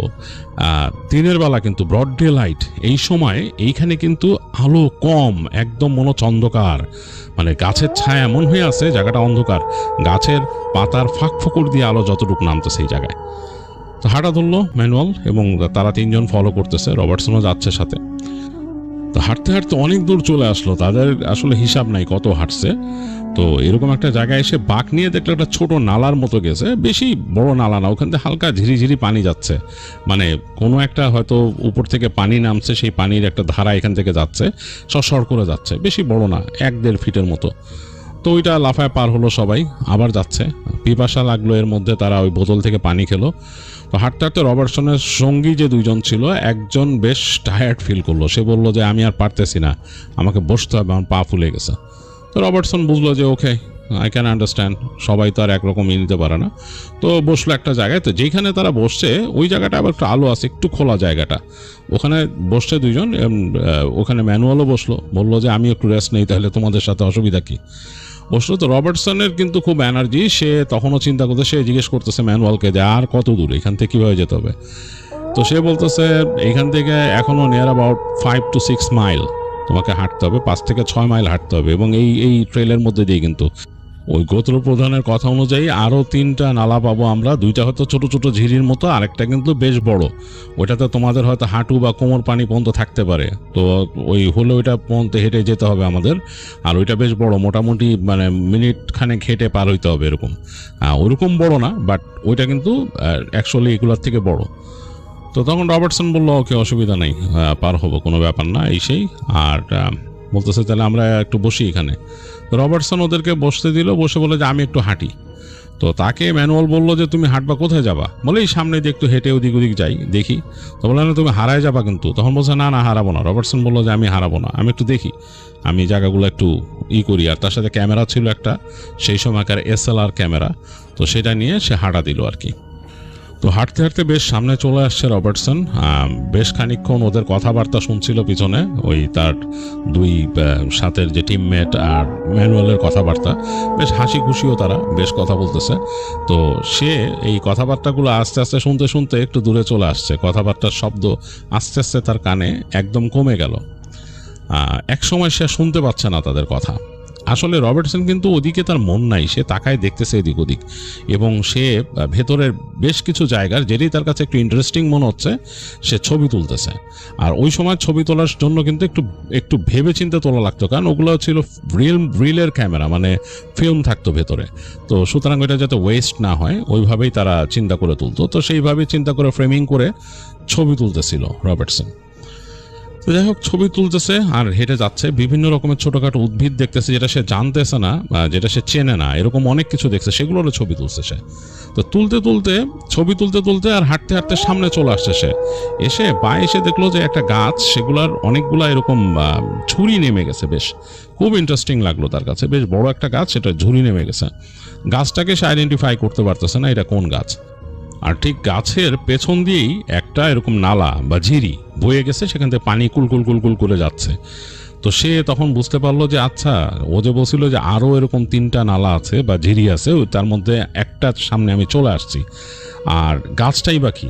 তো সে হেঁটে গাছটার কাছে গেল, গিয়ে দেখে গাছের নিচে বেশ এরকম গোল হয়ে বেশ কিছু ফুল গাছ ওখানে জন্মাইছে, এবং সে ফুলগুলো ফুটে আছে। ফুলগুলো হচ্ছে একদম ব্লাড রেড কালারের টকটক করতেছে, কিন্তু ফুলগুলো একটাকেও সে চেনে না। আর একটা অদ্ভুত একটা ঘ্রাণ সেখান থেকে ছড়াচ্ছে, কেমন জানি সুন্দর একটা ঘ্রাণ। তো রবার্টসন চিন্তা করলো যে এই ফুলগুলো ছবি তুলবো, ক্লোজ ছবি তুলবো। তো তার কয়েকদিন আগেই সে একটা ম্যাক্রো লেন্স কিনছিল, ওই তখন খুব নিউলি ইন্ট্রোডিউসড হয়েছে ম্যাক্রো লেন্স, মানে বেশি দিন হয় নাই, তো খুব এক্সপেন্সিভ। তো সে ম্যাক্রো লেন্সটা খুব যত্ন করে আনছে তার ব্যাগের মধ্যে, কারণ সে জানে যে সে যাচ্ছে তার রিসার্চের জন্য এবং এরকম ছবি তোলা লাগবে। যাই হোক, সে খুব মানে যত্ন করে আস্তে করে তার ব্যাগটা রাখলো। ব্যাগটার ভেতর থেকে খুব ফোল্ডেড অবস্থায় ছিল, বেশ কুশনড অবস্থায় কাপড় দিয়ে বেঁচায় রাখছিল। লেন্সটা বের করলো, করে সে এই লেন্সটা ইনস্টল করলো তার এসএলআর ক্যামেরায়। তারপর সে একদম কাছে গিয়ে ছবি তোলা শুরু করলো। তো কাজ করতে হচ্ছিল, কারণ আলো আধারি, সেখানে কিন্তু একদম স্পষ্ট আলো ওইভাবে আসতেছে না, যেহেতু অন্ধকার একপাশে, গাছপালার একটা আচ্ছাদন আছে, আবার এই যে ঝুরিয়ালা গাছটা। তো যাই হোক, তাকে খুব করে ছবিটা তুলতে হচ্ছে, এবং ছবি তুলতেছে খুব মনোযোগ দিয়ে, এবং তার মাথার মধ্যে ঝিরির কুলকুল কুলকুল কুলকুল পানির শব্দটা তার কানে আসতেছে। সে হারায় গেছে ছবি তুলতে, ফুলের ছবি তুলতেছে, এবং ওই গাছের ঝুড়িগুলোর খুব ক্লোজ শটের ছবি নিল কয়েকটা। তো তুলতেছে, এই সময় হঠাৎ করে সে শব্দ পেল, মনে হলো যে পানির মধ্যে যদি কেউ মানে ডুবে থেকে উঠে বসে, মানে পানিতে কেউ শুয়ে থাকলে যে ফস করে উঠে যেরকম একটা ফস করে শব্দ হবে, সেরকম একটা শব্দ হলো, মানে কিছু একটা উঠে বসলো। তো একটু মানে লস্ট ছিল রবার্টসন, কিন্তু সে সাথে সাথে শব্দটা পাওয়ার সাথে সাথে সে ফট করে ঘুরে তাকাইলো। তো ঘুরে তাকায় সে দেখতেছে তার থেকে বেশ খানিকটা দূরে, মানে সেই যেই গাছটার কাছে বসে আছে সেটা থেকে প্রায় 8 থেকে 10 মিটার দূরে একটা মেয়ে বসে আছে পানির মধ্যে, মানে ওই যে পানি যে ঝিরিতে কুলকুল করে বয়ে যাচ্ছে ওইটার মধ্যে বসা। পিঠটা দেখা যাচ্ছে আর চুল দেখা যাচ্ছে, অনেক লম্বা চুল। সে অবাক হলো যে চুলটা একদম মানে ওই পানি দিয়ে ভেসে একদম মানে এই যে পাশের যে পাড়ের মধ্যে উঠে আসে, এত লম্বা চুল। আর পিঠটা দেখা যাচ্ছে একটা কালো রঙের কাপড় তার গায়ের মধ্যে। তো একটু অবাক হলো রবার্টসন দেখে যে এখানকার কোনো ট্রাইব বা এখানকার কেউ এরকম এখানে বসে আছে। তো সে আস্তে করে ঘুরলো। তো তার খুব আদম্য ইচ্ছা হচ্ছিল ছবি তুলতে, কিন্তু তার লেন্স লাগানো হচ্ছে ম্যাক্রো, এটা চেঞ্জ করতে হবে। তো তারপরও সে আস্তে করে তার লেন্স এটা খুলে সে তার ভেতর থেকে ওই যে ব্যাগের ভেতর থেকে একটা লেন্স নিয়ে লাগালো। তো লাগায় সে যখন নাকি তার ক্যামেরাটা পয়েন্ট করতেছে, এখন কিন্তু জুম লেন্স লাগাইছে, সে ওখানে পয়েন্ট করতেছে। তো মেয়েটা আসছে, তার লেন্সে আসছে মেয়েটা। সে যখন ক্যামেরাটা তার দিকে জুম করছে, এই সময় মেয়েটা ফিরে তাকালো তার দিকে। তো কেমন যেন একটা ধাক্কা খেলো রবার্টসন, কারণ হচ্ছে মেয়েটার চেহারার মধ্যে কিছু একটা আছে, ফ্যাকাশে একটা ভাব, এবং চুলগুলা দুই পাশ দিয়ে এরকম পড়া। নর্মালি সে যেসব ট্রাইবাল পিপলদের কথা সেখানে জানে, তাদের কারো মতো লাগতেছে না, ডিফারেন্ট লুক। এবং সে যে লেন্সে তাকায় আছে তার থেকে প্রায় 8-10 মিটার দূরে, 8-10 মিটার কিন্তু বেশ লম্বা একটা দূরত্ব, মোটামুটি ভালোই, মানে আই কন্ট্যাক্টের জন্য। কিন্তু মনে হইতেছে মেয়েটা ঠিক তার দিকেই তাকায় আছে, এরকম একটা একদম ঠান্ডা দৃষ্টিতে, শীতল দৃষ্টিতে তার দিকে তাকায় আছে। তো রবার্টসন একটু মানে হতভম্ব হয়ে গেছে ছবি ক্লিক করবে কিনা। এই সময় দেখলো মেয়েটা উঠে দাঁড়ালো পানির ভেতর থেকে উঠে দাঁড়ায়, হেঁটে পাড়ে উঠলো। মানে ওখানে তো বেশি পানি না, মানে একটা মানুষের মানে হাঁটুর অর্ধেক এরকম পানি, তারও কম ওই জায়গায়। তো মেয়েটা হেঁটে পাড়ে উঠলো। তো যখন ছপ করে উঠছে, রবার্টসনের কিন্তু ওখানে লাগানো, মানে ক্যামেরাটা কিন্তু এইম করা মেয়েটার দিকে। তো ওই লেন্সটা একটু নড়ে গেছে, মানে তার যে আই সাইডটা একটু নড়ে গেছে। সে তার ক্যামেরায় ধরা পড়লো হচ্ছে মেয়েটার পার দিকে তাকায় রবার্টসনের সারা শরীর ঠান্ডা হয়ে গেল। সে দেখলো মেয়েটার পা উল্টো পা, মানে পিছন দিকে ফেস করা। রবার্টসন কিন্তু প্রচন্ড ভয় পেয়েছে, সে ভয় পেয়ে গেছে ফার্স্টে, মানে একেবারেই ভয় পেয়ে গেছে, এবং সাথে সাথে সে ক্যামেরাটা তুলছে আবার উপর দিকে, তুলে তাকায় দেখছে মেয়েটা হাসতেছে তার দিকে তাকায়, এবং তাকে হাত তুলে এরকম ডাকলো, তাকে হাত এরকম সামনে বাড়া হাত তুলে ডাকলো। মানে রবার্টসনকে সে দেখতেছে এরকম 10 মিটার দূর থেকে বা 28-30 ফিট দূর থেকে দেখতেছে, হাত তুলে ডাকলো। রবার্টসন কেন জানি একেবারে সম্মোহিতর মতো হয়ে গেল, সে ওই তার ক্যামেরা সহ উঠে দাঁড়ায়, আস্তে আস্তে হেঁটে কাছে যাওয়া শুরু করলো, এবং দেখলো মেয়েটাও হেঁটে হেঁটে আসতেছে, তার এই উল্টো পানি এসে খুব স্বাভাবিকভাবে হেঁটে আসতেছে। খুবই স্ট্রেঞ্জ একটা বিষয়। তো রবার্টসন আর তার মধ্যে দূরত্ব মনে হয় 5 মিটারে চলে আসছে। রবার্টসন একদম দেখতে পাচ্ছে মেয়েটা একদম আসছে, চুলগুলো খোলা, এবং চুল এত লম্বা, সেই চুল মানে তার পেছনে পেছনে ছেছড়ে আসতেছে বেশ খানিকটা, এবং পা দুটো উল্টো, এবং সে খুব সুন্দরভাবে হেঁটে আসতেছে এটাতে। রবার্টসনের কেমন যেন একটু অস্বস্তি লাগতেছে, তার নিজের মন বলতেছে আমি যাব না, আবার সে যাচ্ছেও হেঁটে সামনে, কেমন যেন একটা সম্মোহিতর মতো অবস্থা। আর মেয়েটার চোখ দিয়ে তাকাছে, চোখটা বেশ সাদাটে, তার মনি দুটো মনে হচ্ছে ছোট চোখের। মোটামুটি যখন নাকি রবার্টসনের সাথে প্রায় 5 মিটারের মতো দূরত্ব, এই সময় একটা ব্যাপার ঘটলো, হঠাৎ করে একটা জ্যাগুয়ার লাফ দিয়ে পড়লো। মানে রবার্টসন দেখলো যে একটা হলদে কালো ডোরা কাটা কিছু একটা মানে খুব বিদ্যুৎ গতিতে লাফ দিয়ে তার সামনে পড়লো একদম, মানে তার থেকে প্রায় হয়তো 2 মিটার দূরে লাফ দিয়ে পড়ে আরেকটা জাম্প করলো ওই যে মেয়েটা আসতেছে যে ওইটার দিকে। তো দেখলো যে ওই মেয়েটা এত দ্রুত ওখান থেকে সরে গেল যে এটা কোনো মানুষের পক্ষে কোনোদিন সম্ভব হবে না, একটা রেখার মতো রেখে গেল ওই জায়গায় শ্যাত করে, এবং সে যে চলে গেছে ওই পাশে যে ঝিরি পার হয়ে শ্যাত করে ওই পাশে চলে গেছে। আর এই জ্যাগুয়ারটা লাফ দিয়ে পানিতে পড়ছে, তারপর লাফ দিয়ে ওদিকে গেছে। তো রবার্টসন 1 সেকেন্ডে কিছু বুঝতে পারলো না, পুরো হতবিহ্বল হয়ে গেছে সে কি করবে। এই সময় সে তার হাতের কুনুইতে একটা স্পর্শ পেল, মনে হলো যে কেউ তাকে এরকম হাতের কুনুইটা চেপে ধরছে পেছনে। ওই যে গাছটা ছিল, যে বড় গাছটা ঝুরি নামছে ওই গাছের ওখান থেকে। তো রবার্টসন চমকায় উঠছে, তার ক্যামেরা হাত থেকে ছুটে গেছে, কারণ তার ক্যামেরা গলায় যদি স্ট্রিপ দেওয়া না থাকতো তাহলে পড়ে যেত। তো সে দেখলো, ফিরে তাকায় যে কেউ একজন তাকে টেনে নিল পিছনে। সে ভালো মতো তাকায় দেখতেছে আলো আধারের মধ্যে ওই যে গাছটা ঝুরি নামছে, যে ওইটার পাশে যে লাল ফুলের যে কতগুলো গাছ, ওর পেছনে একটা মেয়ে দাঁড়ানো। এই মেয়েটা ওই মেয়েটা না, কিন্তু এটা ডিফারেন্ট মেয়ে। তো সে একটা অদ্ভুত ড্রেস পরা, দেখে মনে হচ্ছে কোনো ট্রাইবাল ড্রেস, আর এই ড্রেসটার তার মাথার মধ্যে একটা মুকুটের মতো আছে এরকম। তো সে তাকে কিছু একটা বলল ট্রাইবাল ভাষায়, যেটা আসলে বুঝতে পারে নাই, রবার্টসন বুঝতেই পারে নাই কোন ভাষা বা কি। সে তাকে বলে মনে হচ্ছে যে খুব গম্ভীরভাবে বলে তাকে হাত দিয়ে দেখাচ্ছে যে দিক থেকে আসছে ওদিকে চলে যেতে। এটা বুঝতে পারলো রবার্টসন যে তাকে হাত দিয়ে ওদিকে দেখাচ্ছে চলে যেতে, এবং আরও কিছু বলল। তো রবার্টসন শুধু তাকে জিজ্ঞেস করলো যে who are you, what's your name. তো মেয়েটা তাকে বলল লুলু। এই যে লুলু কথাটা শুনছে, সে বুঝতে পারলো যে মেয়েটা তার সে যে জিজ্ঞেস করছে কোয়েশ্চেন, এটা উত্তর সে বুঝছে। তো যেহেতু সে উত্তর দিছে সাথে সাথে লুলু, তখন সে বলতেছে who are you, where you came from, where do you live, এরকম জিজ্ঞেস করতেছে রবার্টসন। ওই মেয়েটা আর কোনো উত্তর দিল না তাকে আবার হাত দেখালো ওদিকে, এবং রবার্টসন বলতেছে তাহলে আমার সাথে আসো, কাম উইথ মি। সে মেয়েটা তার দিকে আসলো না, তাকে আবার হাত দেখাইতেছে ওদিকে যাওয়ার জন্য। তারপরে মেয়েটা চোখ বড় বড় করে বেশ গম্ভীরভাবে ওই ঝিরির অপর পার হাত দিয়ে দেখায়, বলতেছে কুরুপিরা। যেভাবে করে কুরুপিরা বলছে, এই কুরুপিরা কিন্তু সে বুঝে গেছে, রবার্টসন বুঝছে যে কুরুপিরা মানে ওই জিনিসটার কথা বলছে, ওই যে সেই লম্বা চুল। তো সে চিন্তা করে সে বললো ওকে। রবার্টসন বললো ওকে, কারণ তার মাথার মধ্যে এখন ওইটার কোনো ব্যাখ্যা নাই ওই জিনিসটা কি ছিল, পা উল্টা এবং চুল এরকম বড়, এবং ফাঁস করে যে গেছে এত দ্রুত কিভাবে, এটা কোনো মানুষের পক্ষে যাওয়া সম্ভব না। তো সে ওকে বলে সে জাস্ট তার ক্যামেরাটা হাত দিয়ে ধরলো। এই সময় দেখলো যে ওই মেয়েটা ঘুরে গেল, ঘুরে হাঁটা দিল, এবং খুব দ্রুত মানে হেঁটেই অনেকটা ছোটা শুরু করলো ওই গাছপালার মধ্যে দিয়ে, এবং একসময় তাকে আর দেখা গেল না। তো মেয়েটা চলে যাওয়ার পর রবার্টসন খুবই ভয় পেয়েছে। সে মানে একলা ওখানে দাঁড়ায় থাকতে তার গা কাঁপতেছিল, সে বারবার ওই গাছপালার দিকে তাকাইতেছে এবং তার ভয় লাগতেছে। তো সে দ্রুত হাঁটা শুরু করলো। সে চিন্তা করলো সে কিভাবে আসছিল, তার একটা আন্দাজ আছে, ওইভাবে সে হাঁটা শুরু করলো। হাঁটতে গিয়ে সে দেখতেছে বেশ খানিকটা সে চলে আসছে, এবং তখন আলো হারায় যাচ্ছে, মানে ওই জায়গাটার মধ্যে আলো কমে গেছে একদম, মানে ওই যেখানে সে দাঁড়ায় আছে ওখানে আলো কমে গেছে, কারণ গাছপালা এত ডেন্সড হয়ে গেছে, ওপরের আলো আর ওইখানে ওইভাবে এসে বোঝাচ্ছে না, আলো হারায় গেছে অনেকটা। এবং রবার্টসন বুঝলো যে সে মনে হয় দিক হারায় ফেলছে এরকম। তো সে খুব টেন্সড হয়ে গেল, সে এদিক ওদিক তাকাচ্ছে আর চিন্তা করতেছে যে আচ্ছা আমি কি এদিক দিয়ে আসছি, আমি এদিক দিয়ে যাই। এবং একটা সময় সে একটা ট্রেলে ঢুকলো, ওখানে শুকনা পাতা আর গাছপালার ডাল মাঝখান দিয়ে সে যাচ্ছে। তো টেন্সড হয়ে গেছে খুব, এবং আলো আরও কমে গেছে ওইখানে। এই সময় সে দূরে দেখলো যে ওই যে মেয়েটা যেটা তার সামনে আসছিল, লুলু, সে ওখান থেকে গাছপালার ভেতর থেকে বের হয়ে তাকে হাত দিয়ে এরকম ডাকলো।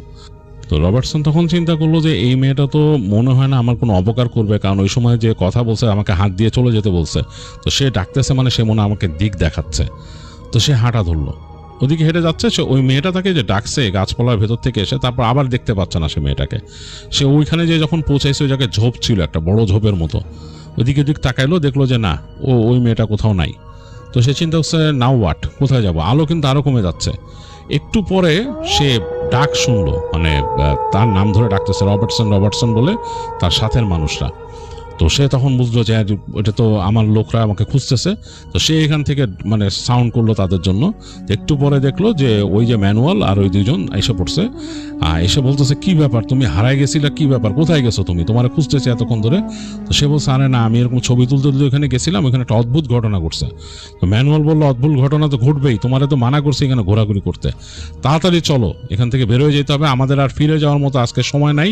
ওই মাঝিও নিশ্চয়ই চলে যাবো ওইখান থেকে, মাঝি ওখানে থাকবে না, এরকম সময় কাটায় ফেলছো ওইখানে, ওখানে বসে গেছো, তুমি এখানে আসছো, সময় এখানে কি এত সময় থাকে নাকি বনের মধ্যে, আমরা তাড়াতাড়ি তোমার ইসে চলে যাবো এখান থেকে, এখন ফিরে যাওয়ার মতো সময় নেই আমাদের, আমরা এখান থেকে বরং আমাদের ওই জায়গায় যাওয়া কাছে, ওই যে ট্রাইবালদের জায়গায়, ওখানে যে ওখানে রাত কাটাইতে হবে। তো যাই হোক, রওনা দিল, হাঁটা দিল, ওই ম্যানুয়াল নিয়ে যাচ্ছে। ম্যানুয়াল জিজ্ঞেস করতেছে কি ঘটছে, তো রবার্টসন বলতেছে কুরুপিরা। এইটা বলার পর মনে হলো ম্যানুয়াল ওই তার কথা শুনেই মনে কেঁপে উঠলো এখান থেকে। বললো যে মানে কি কি বলো তুমি, বলে যে হ্যাঁ আমি অদ্ভুত একটা জিনিস দেখছি, আমি এটা বললে তোমাদের এখানে কুরুপিরাই হবে। তো সে তাড়াতাড়ি বললো তাড়াতাড়ি চলো বলে ওই প্রথম ঝিরিটা পাইছে, এবং ঝিরিটা পার হয়েছে। এরকম করে তারা হেঁটে আরও দুইটা ঝিরি পাইছে, এবং থার্ড ঝিরিটা আরও বড় ছিল, সেখানে তাদের কোমর ডুবে গেছিল পানিতে, এত পানি, মানে ওখানে পানি বাড়ছে আর কি। তো যাই হোক, ব্যাগ ট্যাগ উঁচু করে ওই জায়গাটা পার হয়ে হাঁটতে হাঁটতে একদম অন্ধকার হয়ে গেছে তখন প্রায়। এরকম সময় তাদের ফ্ল্যাশ লাইট বের করতে হয়েছে, বেশ ভয়ের একটা এনভায়রনমেন্ট। ওই সময় তারা একটা জায়গায় পৌঁছাইলো, ওই জায়গাটা একটু উঁচু, এরকম ওই জায়গায় উঠে যেয়ে দেখলো যে হ্যাঁ ওইখানে কতগুলো এরকম ছোট ছোট ঘরের মতো আছে, কুড়ে ঘরের মতো, মানে ওইটাই ওখানকারই। তো ওইখানে তারা পৌঁছানোর সাথে সাথে ওখানকার লোকজন কিছু চলে আসছে ওখানে তাদেরকে করার জন্য, কারা এখানে।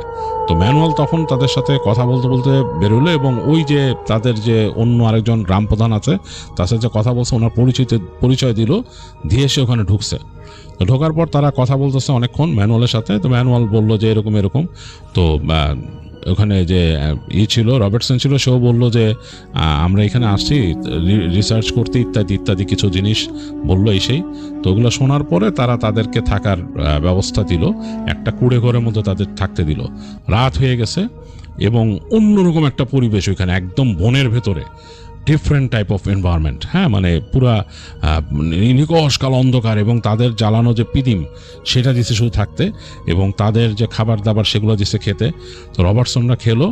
তো তখন ম্যানুয়াল দেখতেছে রবার্টসনরা যখন খাওয়া দাওয়া করতেছে, ম্যানুয়াল বাইরে যেয়ে খাচ্ছে তাদের সাথে।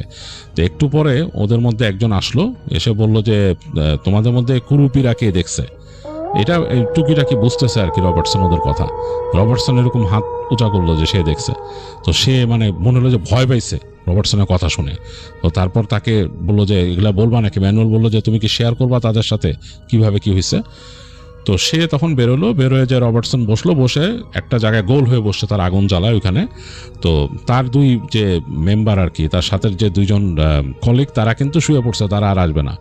তো রবার্টসন যে বসছে ওইখানে, ম্যানুয়াল বসছে, আর ওদের গ্রামের কয়েকজন মানুষ এবং এই গ্রামের একজন প্রধান। তো বসে রবার্টসনকে বলতেছে, রবার্টসন বলতেছে ম্যানুয়ালকে, ম্যানুয়াল ট্রান্সলেট করে দিচ্ছে তাদেরকে। রবার্টসন আবার এদের কথা কিছু বুঝতেছেও। তো সে যখন পুরো ঘটনাটা বললো এরকম এরকম সে দেখছে এই সেই। তো যখন নাকি লুলুর প্রসঙ্গ আসছে তখন তারা পুরো অবাক, ওই যে গ্রামের লোকরা বলে যে কি বলতেছো তুমি, মানে এটা কি সম্ভব। ম্যানুয়াল বলে যে মানে কেন, সমস্যা কি। ম্যানুয়াল ওদের সাথে কথা বলতে তখন বলতেছে যে লুলু ছিল আমাদের এখানকার এই গোত্রের রাজকন্যা, আজ থেকে অনেক আগে আমার নানিরা দেখছে তাকে, সে কিভাবে এখানে আসে। তো বলে মানে বেশ তারা ভয় পাইতেছে, হ্যাঁ লুলু এখানে কিভাবে আসছে। তো এর মধ্যে দেখলো যে একজন বৃদ্ধ আসলো তাদের এখান থেকে, সে বলতেছে যে লুলুর অনেক ব্যাপার আছে, সেটা তোমরা জানো না, সিক্রেট, লুলু ওখানে থাকে এবং এই যে বনের যে পিশাচ মহিলা আছে তাদের থেকে অনেককে রক্ষা করে। সে ওই জায়গাটা অনেক খারাপ, লুলু এখানে পাহারা দেয়। তোমরা হয়তো জানো না, আমাদের সময় আমরা যারা বৃদ্ধ আমরা অনেকে লুলুকে দেখছিও। তো রবার্টসন খুবই অবাক হয়, সে চিন্তা করে আমি জলজান্ত দুইটা মানে আশ্চর্য ঘটনা দেখলাম, সুপার ন্যাচারাল ঘটনা যাকে বলে। এরা বলতেছে এই লুলু অনেক বছর আগের একটা মানুষ, অথচ আমি জলজান্ত দেখলাম একটা ইয়াং মেয়ে, বয়স হায়েস্ট 25-26 হবে এরকম।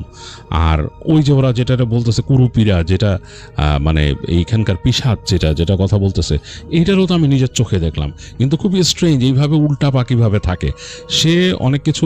রবার্টসন কিন্তু পৃথিবীর বিভিন্ন জায়গার এরকম জিনিস সম্বন্ধে সে স্টাডি করছে, বিভিন্ন জনপদ সম্বন্ধে অনেক কিছু সে জানে। যে ভারতে এই জিনিসটা খুব প্রচলিত আছে, ভারতবর্ষে, যে ওইখানে মানুষজন এই জিনিসটা বলে চুড়েল নামে এক ধরনের ডাইনি বা পিশাচ আছে যার এরকম পা উল্টা থাকে। কিন্তু সেখানে সে কুরুপিরা আরেকটা পিশাচ শ্রেণীর, সে এখানে কথা শুনলো এবং সে দেখলো কুরুপিরা, সে জানতো যে বনের পিশাচ, বাট এইরকম একটা বর্ণনা সে শুনছে এবং সে নিজের চোখে এরকম দেখছে একটা জিনিস, এটা অবাক লাগছে তার কাছে। যাই হোক, সেই যে বৃদ্ধ লোকটা সে তাকে বলল যে তুমি খুব ভাগ্যবান, হাত দিয়ে এরকম তাকে দেখায় বলতেছে এবং একটু ডিফারেন্টভাবে কথা বলে তারা, এবং চারিপাশে তাদের ওই যে মশাল জ্বালানো এবং সামনে একটা জ্বালানো, একটা ছোট অগ্নিকুণ্ড জ্বালানো, এটার আলোতে আরো অদ্ভুত লাগতেছে। তো লোকটা বলছে তুমি খুব ভাগ্যবান যে তোমাকে কুরুপিরা দেখছে কিন্তু তোমাকে কিছু করতে পারে নাই, কারণ লুলু আসছিল ওইখানে। তো শুনে ও বলতে, রবার্টসন বলছে ইয়েস আই গেস আমি ভাগ্যবান। তো বলেন, তখন ও আবার বলতেছে, ম্যানুয়াল বলতেছে সে বৃদ্ধকে, বৃদ্ধ হাসতেছে, বৃদ্ধর হাসিটা বেশ ভয়ঙ্কর লাগছে তার কাছে, মনে হচ্ছে একটু ডিফারেন্টভাবে হাসলো বৃদ্ধ। এবং বৃদ্ধের যে গলার মধ্যে সে একটা মালা পরছে, সেটা মনে হচ্ছে জাগুয়ারের নখ দিয়ে বানানো। যাই হোক, সবকিছু অদ্ভুত লাগতেছিল রবার্টসনের কাছে। সে আরও কিছু তাদের ইনফরমেশন, তাদের ইতিহাস এগুলো জানার চেষ্টা করে, কারণ এইটাই তো আসলে তার গবেষণার বিষয়। তো ওই বৃদ্ধ তাকে মোটামুটি কিছু ইনফরমেশন দেয়। সেই ইনফরমেশন অনুযায়ী যে আজ থেকে অনেক বছর আগে, প্রিসাইসলি তারা সময় গণনা করে বলতে পারে না, বলে যে এই লুলু তাদের একটা এখানকার রাজকন্যা ছিল এবং সে এই খুব কর্মঠ ছিল এবং সে খুব মানে অ্যাক্টিভ একটা মেয়ে ছিল, যে নাকি তার রাজ্যকে খুব মানে দেখে রাখতো এবং সে খুব বুদ্ধিমতী ছিল এবং সে মানুষকে হেল্প করতো, বিভিন্ন রকমের হেল্প করতো এবং শিকার করতো এবং খুব সে পারফেক্ট একজন শিকারী ছিল। যাই হোক, এগুলো সে শুনে সে এগুলা নিজের মতো নোট করে নেয়। আর তাদের মধ্যে একজন, একটা মানে ওই বৃদ্ধেরই একজন সহকারী, সে একটা গাছের একটা এরকম বাকলের মতো নিয়ে আসে তার কাছে। ওইখানে তাদের কিছু ছবি আঁকা, মানে এরকম মানে ঘষে ঘষে আঁকছে, কেটে কেটে আঁকছে কিছু ছবি দেখে। তো সে বলে যে আমি যদি দিনের বেলা এটা একটা ছবি তুলে নেই, মানে আমি যদি এটা একটা পিকচার নেই, এটা কি তোমাদের কাছে ঠিক আছে? তো ওরা বুঝে না যে পিকচার কিভাবে নিবে। তো সে বলে আচ্ছা আমি এটা কালকেই দেখবো। তো রাতের বেলা বিদায় নিয়ে ঘুমাইতে যায় রবার্টসন। তো রবার্টসন ঘুমাইছে, তার দুই সঙ্গী একদম মানে ক্লান্ত, তারা নাক ডেকে ঘুমাইতেছে। তো ওই কুড়ে ঘরের দরজাটা জাস্ট ভিজায় দেওয়ার মতো, তো ভেজাই দিয়ে রবার্টসন এসে শুইছে ওখানে, এবং অন্ধকার, কোনো বাতি নাই, কিচ্ছু নাই। সারাদিনের ক্লান্তিতে রবার্টসনের কিন্তু কঠিন ঘুম আসার কথা, কিন্তু তার ঘুম আসতেছে না। সে এত কিছুর সম্মুখীন হলো আজকে, যেটা সে কখনো এর আগে এরকম এক্সপিরিয়েন্স করে নাই। এই ধরনের মানে সুপার ন্যাচারাল জিনিস যেটা নাকি আজকে সে ফেস করছে, এগুলো ভাবতেছে সে। হঠাৎ করে তার কাছে মনে হলো ওই যে গাছের ওখানে যেখানে সে লাল লাল ফুল দেখছিল, সেখানে একটা অদ্ভুত ঘ্রাণ পেয়েছিল, সেই ঘ্রাণটা ছড়ায় গেল এই কুড়ে ঘরের ভেতরে। তখন সে ভাবতেছে যে এটা কি, মানে এই ঘ্রাণটা কি থেকে আসতেছে, এটা কি সেই যে ওই যে সেই পিশাচের ঘ্রাণ, নাকি সেই যে লুলুর ঘ্রাণ? মানে কিছু তো একটা আছে এখানে, কারণ ওইখানে কিন্তু এই দুইটা জিনিসেরই সে সম্মুখীন হয়েছিল, সেই গাছের ওইখানে এরকম একটা ঘ্রাণ পাইছিল সে। তারপর সে হঠাৎ করে বুঝতে পারলো যে তার মাথার কাছে কেউ বসে আছে। তো সে এরকম মাথা ঘুরায় সে একটু মানে এভাবে করে তাকাইতে যে সে বুঝতে পারছে তার মাথার কাছে একটা নারীর অবয়ব বসা, এবং সে তার কপালের মধ্যে হাত দিয়ে দিল রবার্টসনের। তারপর তাদের ভাষায় কথা বলা শুরু করলো। তো সব কথা তো রবার্টসন বুঝতেছে না, বাট কিছু কিছু ওয়ার্ড বুঝতেছে। সে বুঝতে পারছে যতটুকু, মানে এটা সারমর্ম যেটা হবে যে তোমার উপর কুরুপিরার চোখ আছে, তোমাকে কিন্তু কুরুপিরা ধরবে, বাট তুমি আমাদের এলাকায় আসছো, আমাদের গেস্ট, তো সুতরাং তোমাকে পাহারা দেওয়া আমার কাজ। আমি তোমাকে পাহারা দিব, কালকে তোমাকে তোমার জায়গা মতো পৌঁছায় দিব, তুমি শুয়ে থাকো, ঘুমাও। তাই বললো। তো এই ঘুমায় এতটুকু সে সারমর্ম বুঝতে পারছে রবার্টসন ভয়ে চোখ বন্ধ করে ফেলছে, কারণ সে বুঝতে পারছে যে তার সাথে যে কথা বলতেছে এটা কোনো স্বাভাবিক মানবী না, অন্য কিছু আর কি, সেটা সে বুঝতে পারছে। তো সে চোখ বন্ধ করে আছে, তো দেখলো যে মানে তার ঘুমে চোখ লেগে আসতেছে, কারণ তার কপালে হাত দিয়ে রাখছে, তার ঘুমে চোখ লেগে আসছে। রবার্টসন একসময় ঘুমায় গেল, তার আর মানে সে জেগে থাকতে পারলো না চেষ্টা করেও। রবার্টসনের ঘুম ভাঙছে তখন দিনের বেলা, আলো এসে পড়ছে, মানে একদম তার এই কুড়ে ঘরের এদিক ওদিক দিয়ে আলো ঢুকতেছে। রবার্টসন উঠলো, উঠে দেখলো যে তার সঙ্গীরা তখনও ঘুমাচ্ছে, তো দুজনে উঠাইলো, উঠে এসে বাইরে আসলো, এসে দেখলো যে মানে অন্যরকম একটা পরিবেশ, এই গ্রামের মধ্যে কেমন একটা কুয়াশার মতো উঠতেছে, মাটি থেকে একটু উপরে, আগুনগুলো নিভে গেছে অনেক আগে, অন্যরকম। তো সে উঠে যে সে খুঁজলো, ম্যানুয়ালকে পাওয়া গেল, ম্যানুয়ালও আসলো, এসে বললো যে কি তোমার ঘুম কেমন হয়েছে।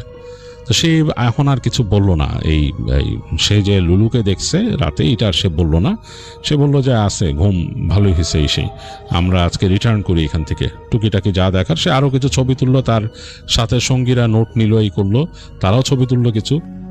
গ্রামের মানুষরা তাদেরকে তাদের ট্রেডিশনাল খাবার খেতে দিল, সেগুলো খেয়ে তারা এই গ্রামের যে ইনফরমেশন টুকিটাকি যা মানে জানার ছিল এগুলো যতটুকু পারলো তারা জানলো, ছবি তুলে সেখান থেকে বের হয়ে আসলো। তারা বিদায় নিয়ে চলা শুরু করলো। তো যাচ্ছে তারা বিভিন্ন জায়গায়, এইরকম করে ঝিরিগুলো পার হচ্ছে। প্রথম যেটা নাকি গভীর ঝিরি ছিল সেটা পার হলো, তারপর যে লাস্ট ঝিরিটার কাছে এসে জানি কেমন লাগলো রবার্টসনের কাছে, মানে একটু অস্বস্তি, কারণ এখানে উদ্ভট একটা যে কালকে সে একটা জিনিস ফেস করছে, এর জন্য জায়গাটা একদম অন্যরকম লাগতেছিল। যাই হোক ওই ঝিরিটা সে পার হয়ে গেল। তো পার হয়ে সে যখন নাকি হেঁটে ওই মূল ট্র্যাকে তারা উঠতেছে, মানে মূল যে তাদের রাস্তাটা ট্রেইল সেখানে উঠতেছে, তার কানের কাছ থেকে ওদের যে এই ভাষা, তাদের যে ওখানকার ট্রাইবাল ভাষা, সেখানে একটা নারী কণ্ঠ তাকে বলে গেল বিদায়। সে বুঝতে পারছে পুরা, মানে ওই ট্রাইবাল ভাষায় বিদায় বলে গেছে। মনে হয় একটা বাতাসের ঝোঁকা তার কানের কাছ দিয়ে চলে গেছে বিদায় বলে, এবং তার চুলটা নড়ে উঠছে এক পাশ থেকে। তো রবার্টসন অবাক হয়ে গেল, তার গায়ে কাটা দিয়ে গেছে।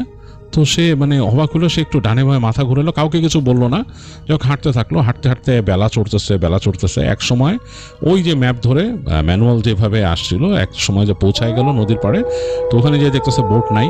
তো খুব বিরক্ত, কারণ বোটম্যান কালকে চলে গেছে, স্বাভাবিক, এরকম ইনস্ট্রাকশন দেওয়া ছিল ম্যানুয়ালের। তো ওইখানে অপেক্ষা করতে করতে তারা যখন বিরক্ত হয়ে গেছে, মানে একদম অবাক হয়ে গেছে, এখন কী করবে, এখানে এই ক্যানালের মধ্যে কোনো আসতেছে না, মানে এইখানে কোনো নৌকাও আসতেছে না। এই সময় তারা ওই যে ইঞ্জিনের শব্দ পেল বোটের, তো খুব আশাবাদী হলো, দেখলো যে হ্যাঁ একটু পরে আসলেই ওই লোক বোট নিয়ে আসছে, ক্যানালে ওইখানে ঢুকে তাদেরকে পাইছে। পাওয়ার পর তারা উঠলো, ওঠার পরে তখন রবার্টসন জিজ্ঞেস করতেছে যে তুমি চলে গেছিলা, ভালো কাজ করছো, আবার তুমি কিভাবে বুঝলা যে আমরা এরকম আসবো? বলে আমাদের এরকম ইনস্ট্রাকশন দেওয়া থাকে, কোথাও গেলে পরদিন আবার সার্চ করতে আসি আমরা কি হয়েছে, আর যদি তারপরেও না পাই তখন আমরা এখানে সার্চ পার্টি বের করে নিয়ে আসি, আমাদের নিজস্ব সার্চ পার্টি, তারা এসে খুঁজে কোথায় কি হয়েছে, কি সমস্যা, এগুলো দেখে। তো যাই হোক, তোমরা তো এখানেই আসছো, অসুবিধা কি? তো বলে তাদেরকে নিয়ে বোটে বের হলো, আবার ঘুরে তারা চলে আসলো তাদের যে ওখানে মূল যে তাদের যেই সাইট ছিল সেখানে চলে আসলো। ওখানে এসে তাদের জিনিসপত্র গোছায় একসময় তারা রওনা দিল আবার সেই বোটে করে, আর তারা ব্যাক করে চলে আসলো।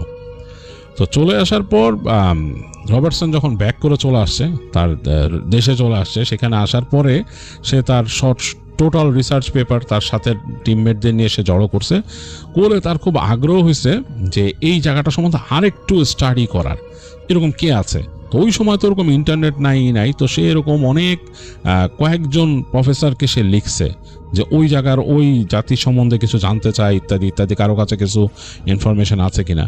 তো সে পরবর্তীতে প্রায় 700 মাইল দূরে একটা ইউনিভার্সিটির একজনের কাছ থেকে সে এরকম লেটার পাইছে যে ওইখানে তার কাছে কিছু ইনফরমেশন আছে এবং ওই জিনিস সম্বন্ধে। তো সে চিন্তা করলো যে আমি আমার পেপার সাবমিট করার আগে আমি ওইটা একটু করব, মানে মেক শিওর করবো কি ব্যাপার। তো সে ওখান থেকে বাসে করে ট্রাভেল করে চলে যায় ওইখানে।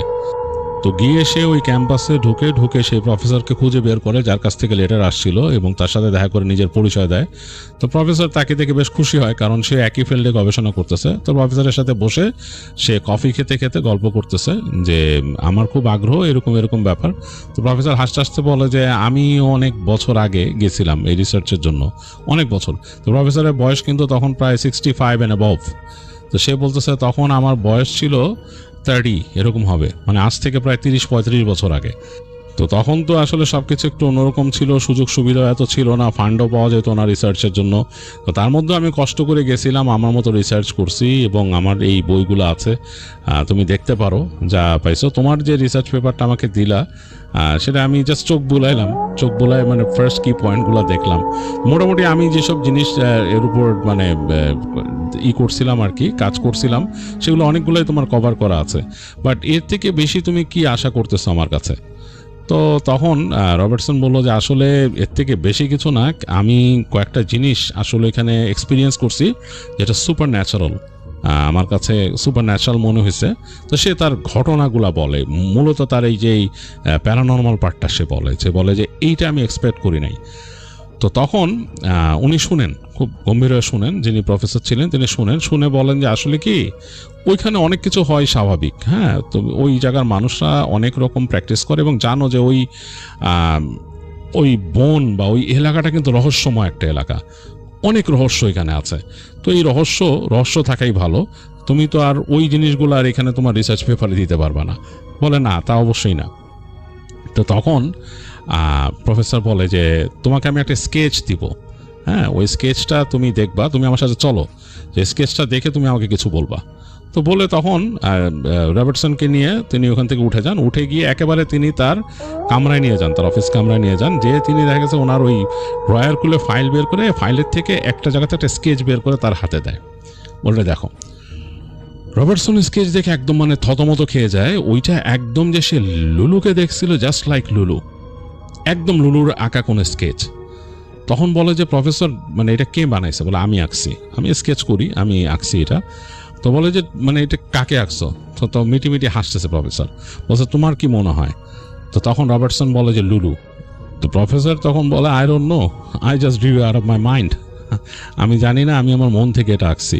এনিওয়ে, এতটুকুই। তোমার এই প্যারানর্মাল জিনিসগুলো তো তুমি বলতে পারবে না তোমার রিসার্চে, বাকি যা তুমি অ্যাকচুয়ালি যা দেখছো, জানছো, কভার করছো, এগুলাই তো আসলে বেসিক, এগুলাই এতটুকুই আর কি। যাই হোক, তুমি একটু বসলে আমি তোমারটা আর একটু দেখবো তোমার রিসার্চ পেপারগুলো, আর যদি তোমার মনে হয় কিছু আমার কাছ থেকে হেল্প দরকার নিতে পারো। তো রবার্টসন খুব অবাক হয়, সে ওখানে বসে থেকে সে ওই প্রফেসরের সাথে আরও কিছু আলোচনা করে, তার রিসার্চ পেপার পড়ে, প্রফেসরেরও কিছু জিনিস সে পড়ে সে ওখান থেকে বিদায় নিয়ে আসে। তো প্রফেসর তাকে আসার সময় কাঁধে হাত বুলাই দিয়ে বলে যে অনেক স্ট্রেঞ্জ জিনিস আছে পৃথিবীতে, তো সেগুলোকে স্ট্রেঞ্জ হিসাবে থাকতে দেওয়াই ভালো, এগুলোকে বেশি খোঁড়াখুড়ি করা ভালো না।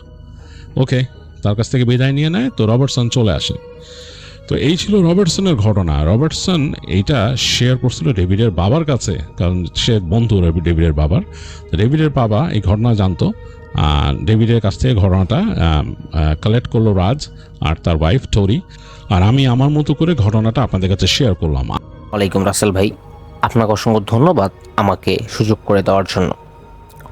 আজকে আমি যে ঘটনাটি বলবো, ঘটনাটি আজ থেকে প্রায় 15-20 বছর আগের একটি ঘটনা। সময়কাল তখন প্রায় 1999 কিংবা 2000 সাল।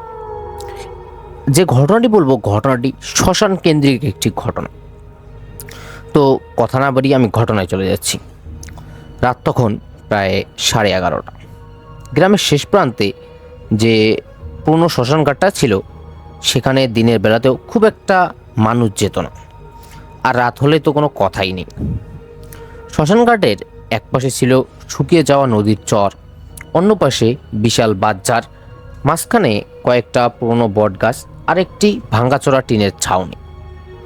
বহু বছর ধরে জায়গাটার চারপাশে নানা ধরনের গল্প ছড়িয়েছিল। কেউ বলতো গভীর রাতে সেখানে আগুন জ্বলে, কেউ বলতো মাঝরাতে নদীর দিক থেকে কারো কান্নার শব্দ আসে, আর গ্রামের সবচেয়ে বয়স্ক লোকেরা বলতো ওই শ্মশান ঘাটে রাতের পর কেউ একা যায় তাহলে সে নাকি আর কখনো ফিরে আসে না। এই কথাগুলোকে সবাই কুসংস্কার বলেই উড়িয়ে দিত।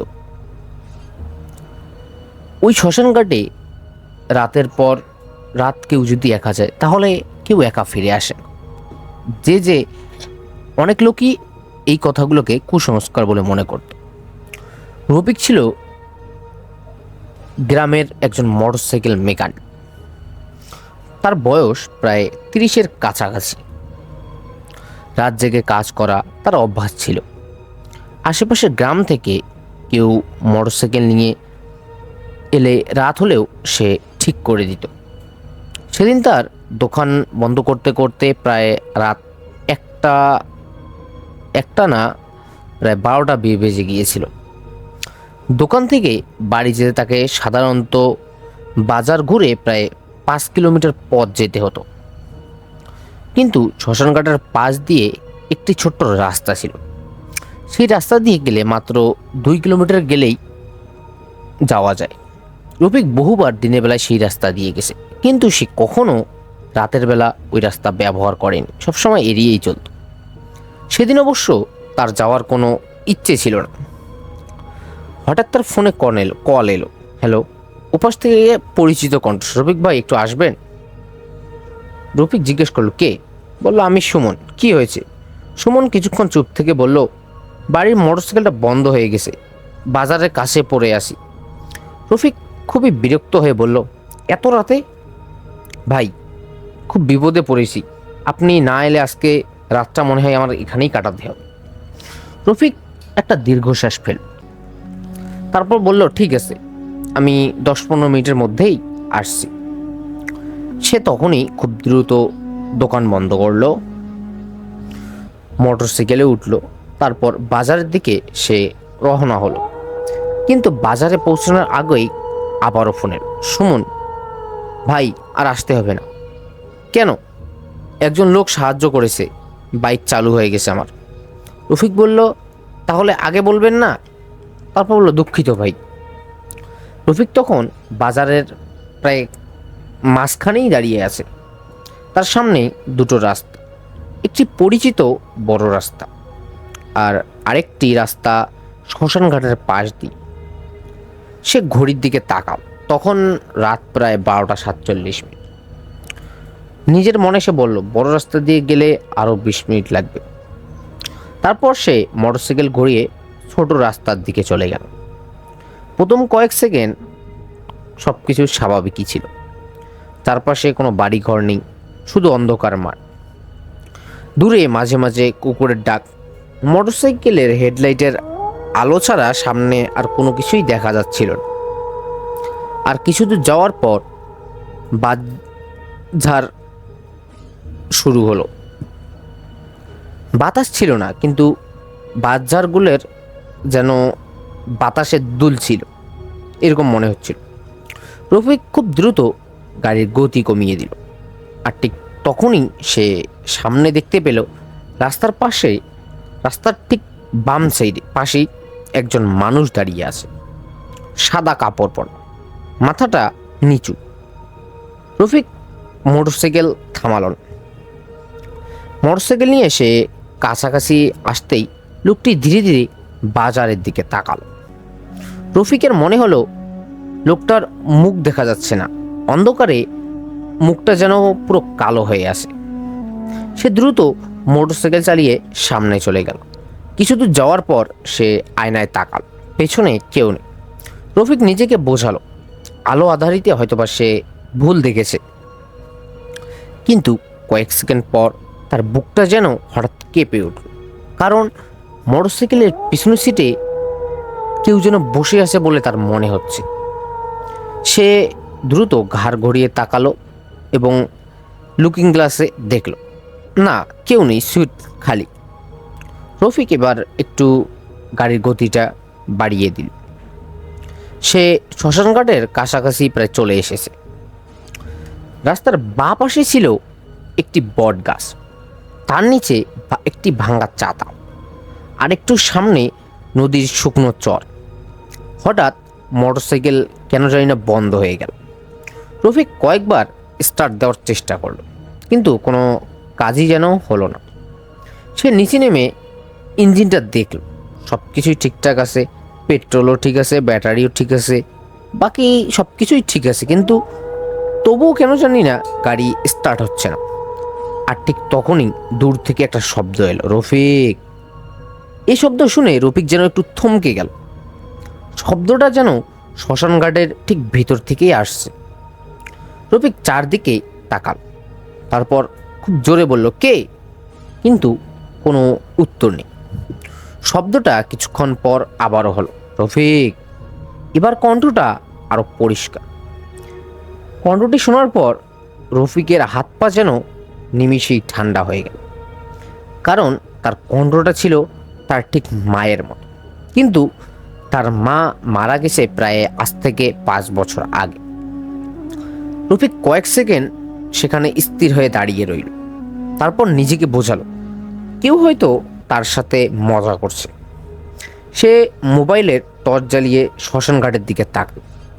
কেউ নেই, শুধু পুরনো তিতা রাখার জায়গা, কয়েকটা কালো হয়ে যাওয়া কাঠ, আর তার পেছনে ঘন অন্ধকার। রফিক মোটরসাইকেল ঠেলে রাস্তার দিকে আনতে শুরু করল, আর ঠিক তখনই তার ফোনটা আবারও বেজে উঠল, আর স্ক্রিনে লেখা সুমন কলিং।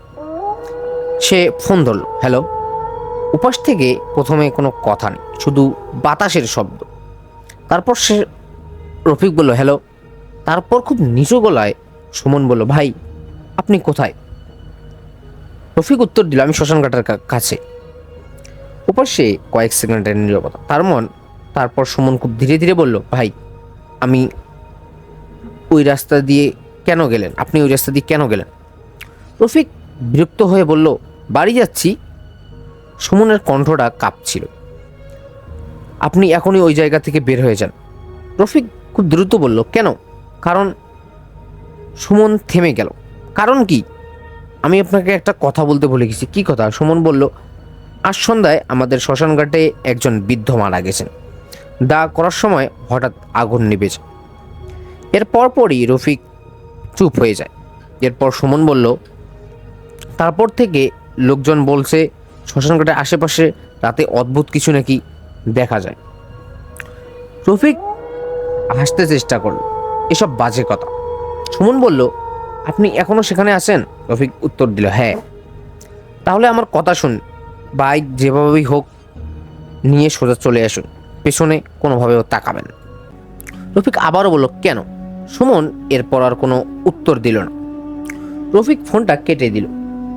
মোটরসাইকেল আবার স্টার্ট দেওয়ার চেষ্টা করল। প্রথমবার কিছু হলো না, দ্বিতীয়বার কিছু হলো না, তারপর ইঞ্জিনের শব্দ হলো। তৃতীয়বার মোটরসাইকেল স্টার্ট হয়ে গেল। রফিক একটু স্বস্তির নিঃশ্বাস পেল। সে উঠে বসল। হেডলাইট সামনে পড়তেই দেখতে পেল রাস্তার মাঝখানে একজন দাঁড়িয়ে আছে, সাদা পোশাক, মাথা নিচু। রফিক খুব দ্রুত ব্রেক করল। লোকটা 1 ইঞ্চিও যেন নড়ল না।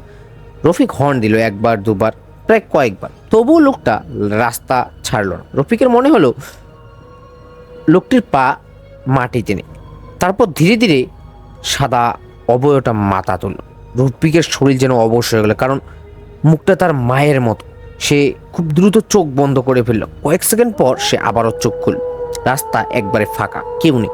রফিক আর সেখানে এক মুহূর্ত দেরি দাঁড়ালো না। মোটরসাইকেল চালিয়ে ছুটতে শুরু করলো। কিছু দূর যাওয়ার পর সে বুঝতে পারলো যে রাস্তা দিয়ে সে এগোচ্ছে সেটা না, বটগাছ আবার সামনে দেখা গেল। সে গতি কমালো, তারপর আরো কিছু দূর গেল। তারপর সে খুব দ্রুত তার বাড়ি যাওয়ার রাস্তাটা দেখতে পেল, এবং সে খুব দ্রুতই সে গাড়ি গতি বাড়িয়ে দিয়ে সেই রাস্তা দিয়ে বের হয়ে গেল শ্মশান ঘাটের বাহিরে, এবং সে খুব দ্রুতই বাড়িতে পৌঁছে গেল। ধন্যবাদ রাসেল ভাই, আজকের ঘটনাটি এ পর্যন্তই।